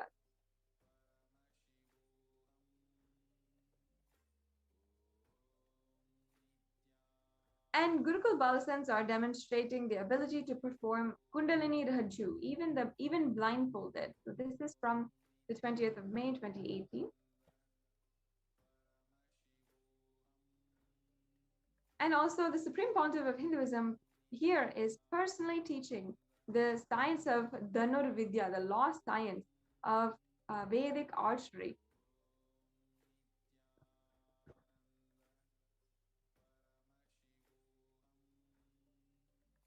%30 of Gurukul Balasants are demonstrating the capacity to spontaneously play instruments without formal training.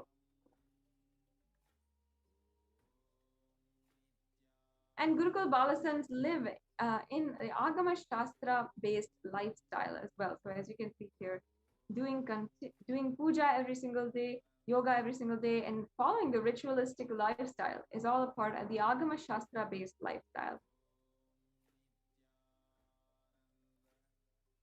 Here we have Balasants of the Nithyananda Gurukul who demonstrate the ability to read blindfolded, which is a very astonishing feat.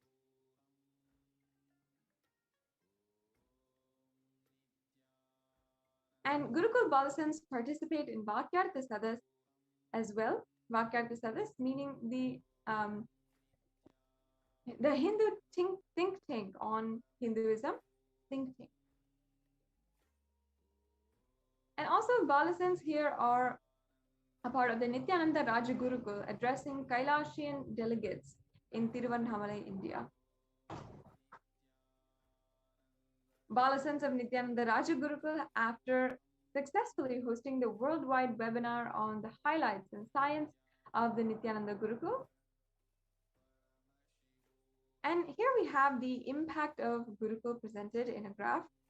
And then we see the effects of whole brain learning, stress-free living, and zero-teen violence or aggression, and quantum memory activation, recalling verbatim after a single hearing called Eka Santigrahi is in the Vedic age. So this is actually a very profound power, the power of Eka Santigraha, which the Supreme Pontiff of Hinduism himself demonstrated as early as 3 years old, as was shared by his biological mother. And We also have the revival of Kailasa's Nithyananda Hindu University, the world's largest Hindu university established around the globe, with 450 plus campuses in 150 plus countries, available to the public from 2003 and onwards. Yes, and also Kailasa's Nithyananda Hindu University, reviving and presenting in the world's most ancient lost knowledge in a user-friendly way. Ancient truths taught in a way directly applicable for the modern man's personal, practical, and professional life.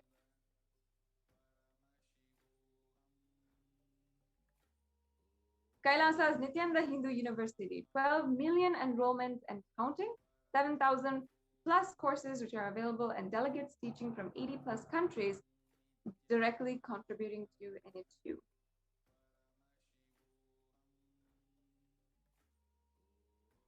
Yes.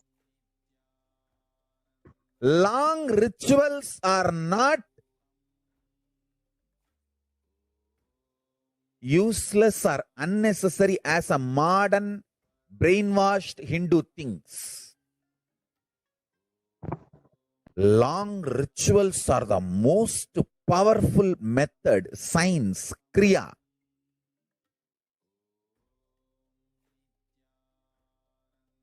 to awaken all the life energies. See, totally we have 21 life energies. I will describe all the 21 like a fundamental principal forces of life, like gravity, how all these are fundamental forces, principal forces externally. Internally, there are 21 life energies. Ability to visualize, ability to make decision. All these 21 is given to you, but you use them accidentally. That is why your life is full of accidents. Your marriage is accident, wealth is accident, life is accident, money is accident. Very less is planned, much is accident. And I tell you, I have seen people become thieves by not knowing the power of their life energy. I tell you, thief is the cheapest way to exist. I tell you. Because you do not know you own trillions. That is why you steal millions. If you know you own trillions, why will you steal? Listen, asteya, non-stealing, comes to a person who mastered his life energy. Each of my Gurukul kid is $1 trillion economy. I tell you. Each of my Gurukul kid, the powers they can manifest. Understand, Gurukul is not a joke. It is a powerful science. Especially, see, normally, one child plus one child is a two child. But in the Gurukul ecosystem, one child plus one child is 11. 1, 1. Not 1 plus 1. 1, 1, 1, 1, 1. If there are 3 child, it is not 1 plus 1 plus 1, 3. No. It is 1, 1, 1. 111. The energy multiplication. Because the ecosystem, understand, that is why Gurukul has to be with the ecosystem.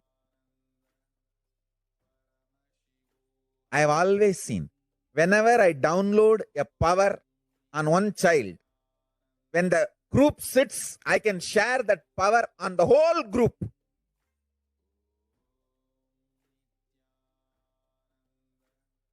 Because when team of kids or balasans or sannyasis or brahmacharis, when they sit as one team, it is very easy for me to just like a lightning pour the energy on them. Understand? The Sankhya of life energy is different. The multi-dimensional logic of life energy is different. People cannot understand this Sankhya. The multiple life energies,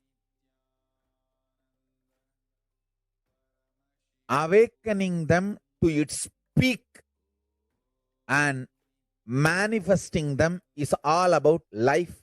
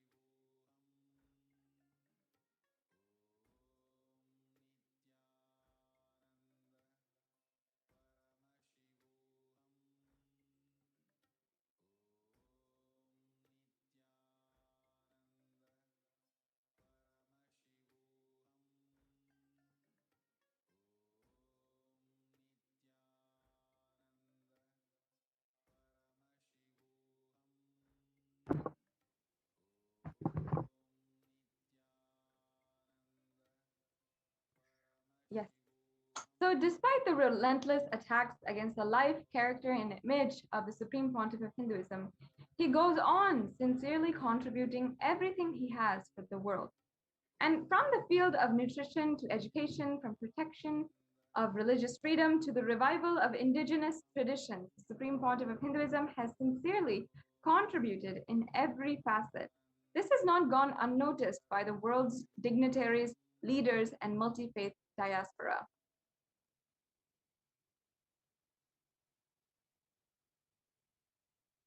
In fact, the revelations to the world by Devi Parashakti from the 12th of May 2021, Devi Parashakti says, came as Nijavatara. I am blessing you. Listen, people, listen. Do good to all of you. I have taken the form of Nithyananda and came down as Nijavatara. People of India, listen carefully. Time after time, Bharatam is Jnana Bhumi, where enlightened beings comes. We cannot make Jnana Bhumi as infertile. Enlightenment beings have to come. It's a very beautiful revelation given by Devi Parashakti.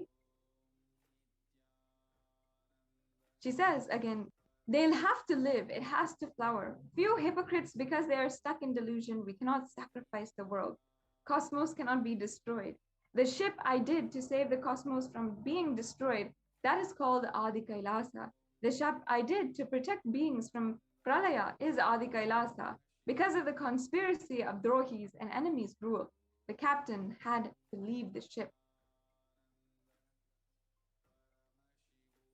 Before 12 years, knowing the great deluge that is going to happen, all Aushadas by this Guru Purnima, that Jnana Rasavadam, Navapashana is going to flower. Allow people to come and take a dip in Navapashana flower. People, whoever comes and dips in that Vaidyasarovar, they will not have death. They will not have corona.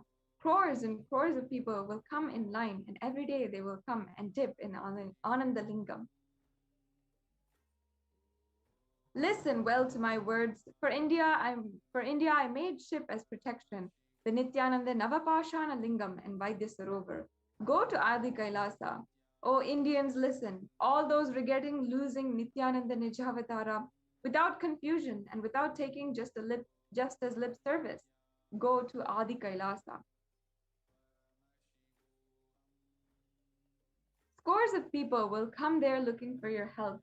Navapashana water, feast, and medicine. to get health and protection and enlightenment, to protect India from the greatest destruction, I, Parashakti, made this huge ship, and even if the captain is not there, ship is there.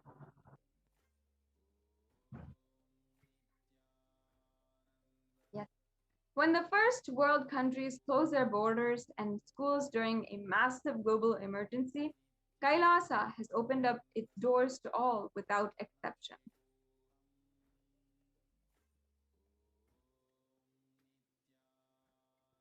The free COVID care centers opened across India in first primarily Adi Kailasa in Bidadi, Bengaluru, Salem Adinam in Tamil Nadu, Tiruvannamalai Adinam, Rajapalayam Adinam, Puduvai Adinam, in Pattanam Adinam, in Sirgapadi Adinam, Sripuram Adinam in Hyderabad, Madurai Adinam in Tamil Nadu, Avatipalam in Erode, Hosur Adinam, and Baroda Adinam in Gujarat.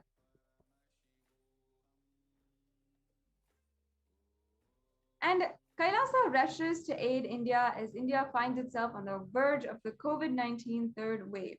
And here we have multiple free COVID care centers opened across India, various social services offered during the pandemic in Kailasa's de facto spiritual embassies across India, and spiritual services offered during the pandemic in Kailasa's de facto spiritual embassies, and cosmic revelations on the global pandemic.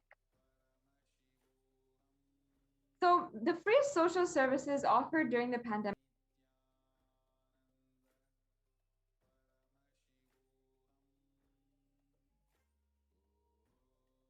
thousands.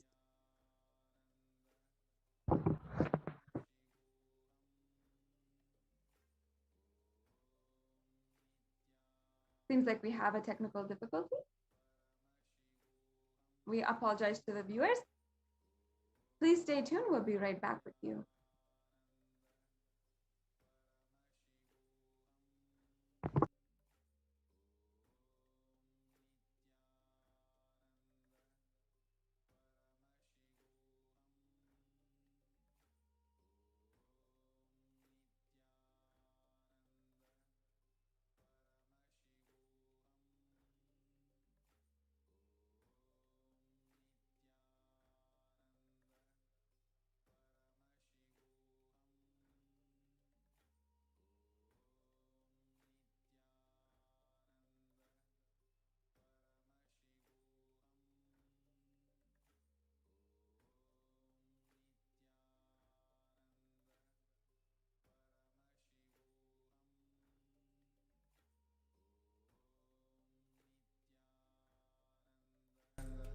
Paramashivoham. Om Nithyananda Paramashivoham. Om Nithyananda Paramashivoham. Om Nithyananda Paramashivoham. Nithyananda Paramashivoham. Om Nithyananda Paramashivoham. Om Nithyananda Paramashivoham.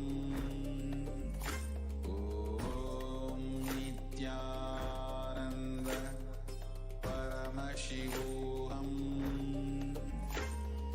Om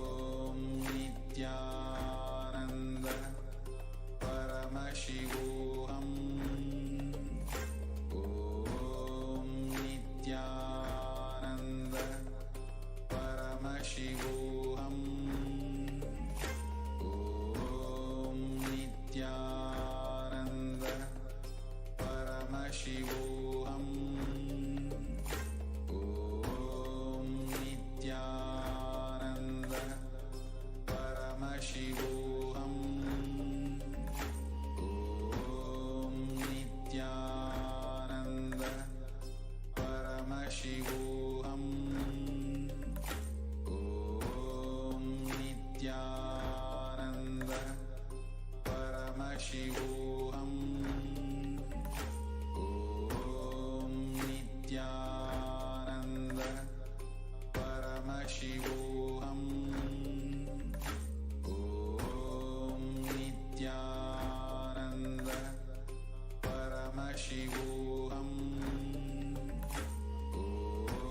Om Nithyananda Paramashivoham. Om Nithyananda Paramashivoham. Om Nithyananda Paramashivoham. Om Nithyananda Paramashivoham. Om Nithyananda Paramashivoham. Om Nithyananda Paramashivoham. Om Nithyananda Paramashivoham. Of all human beings, Kailasa is responsible to provide that to all human beings.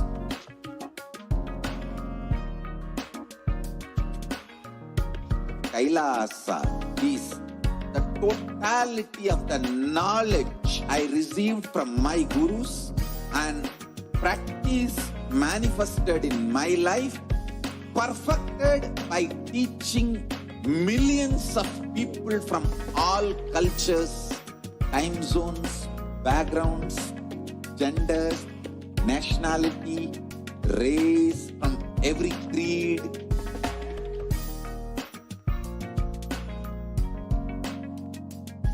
So this absolutely perfected knowledge available to you, served to you in your home without even you moving out of your couch, free of cost.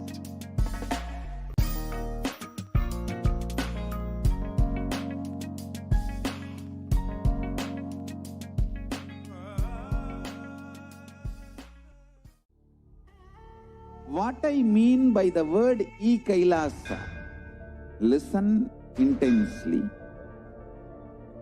Enlightenment ecosystem, literally enlightenment itself, in your own home, wherever you are. If you cannot come to Kailasa, it's okay. Kailasa can come to you. Kailasa coming to you is Kailasa.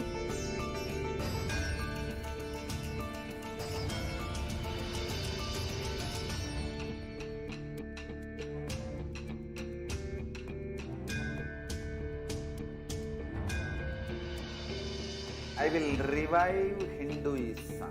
I am a Hindu revivalist, not by any revolution, but by evolution.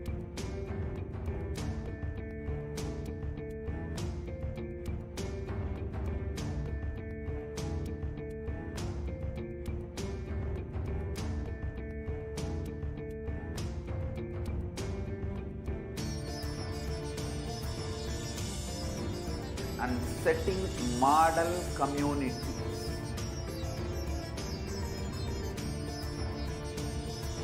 Kailasa, enlightenment ecosystems, Sarvanya Pitas all over the world.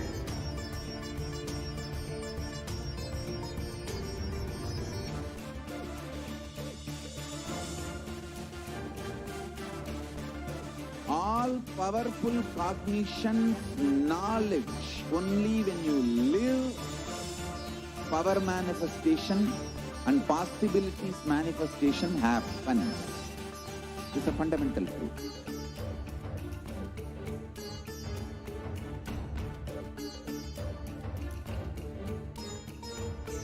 Hinduism cannot live exclusively as one sampradaya. No.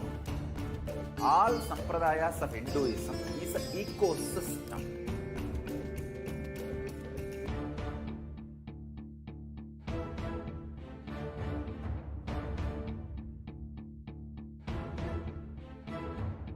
So don't keep quiet thinking that if one sampradaya is attacked, only that sampradaya is going to be affected. All of us are ecosystem.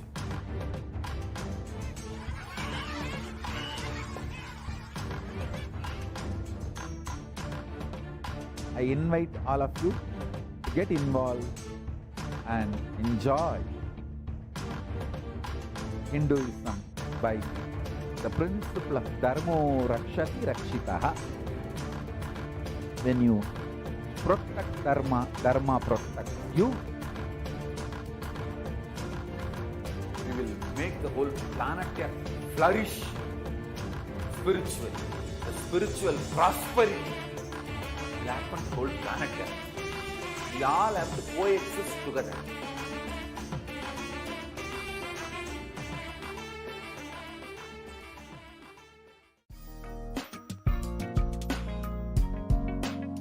We get you health. We get you ability to build beautiful relationships in your life. We get you direct spiritual support, and we make sure you become wealthy.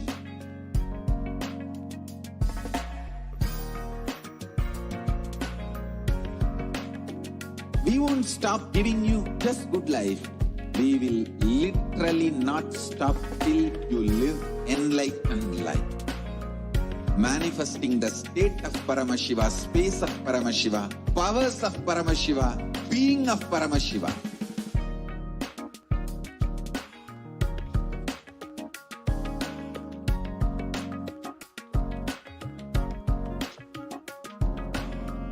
Whole world should become Kailasian.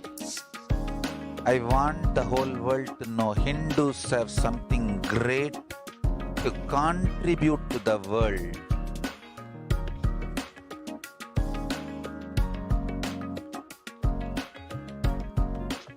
We have something great to contribute to the world. Let us do that.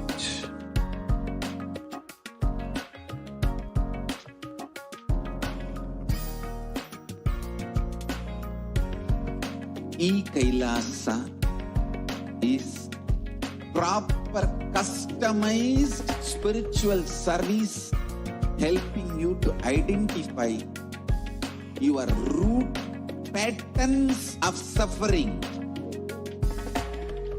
We have perfected the science of helping every individual from every cultural, religious, nationality background.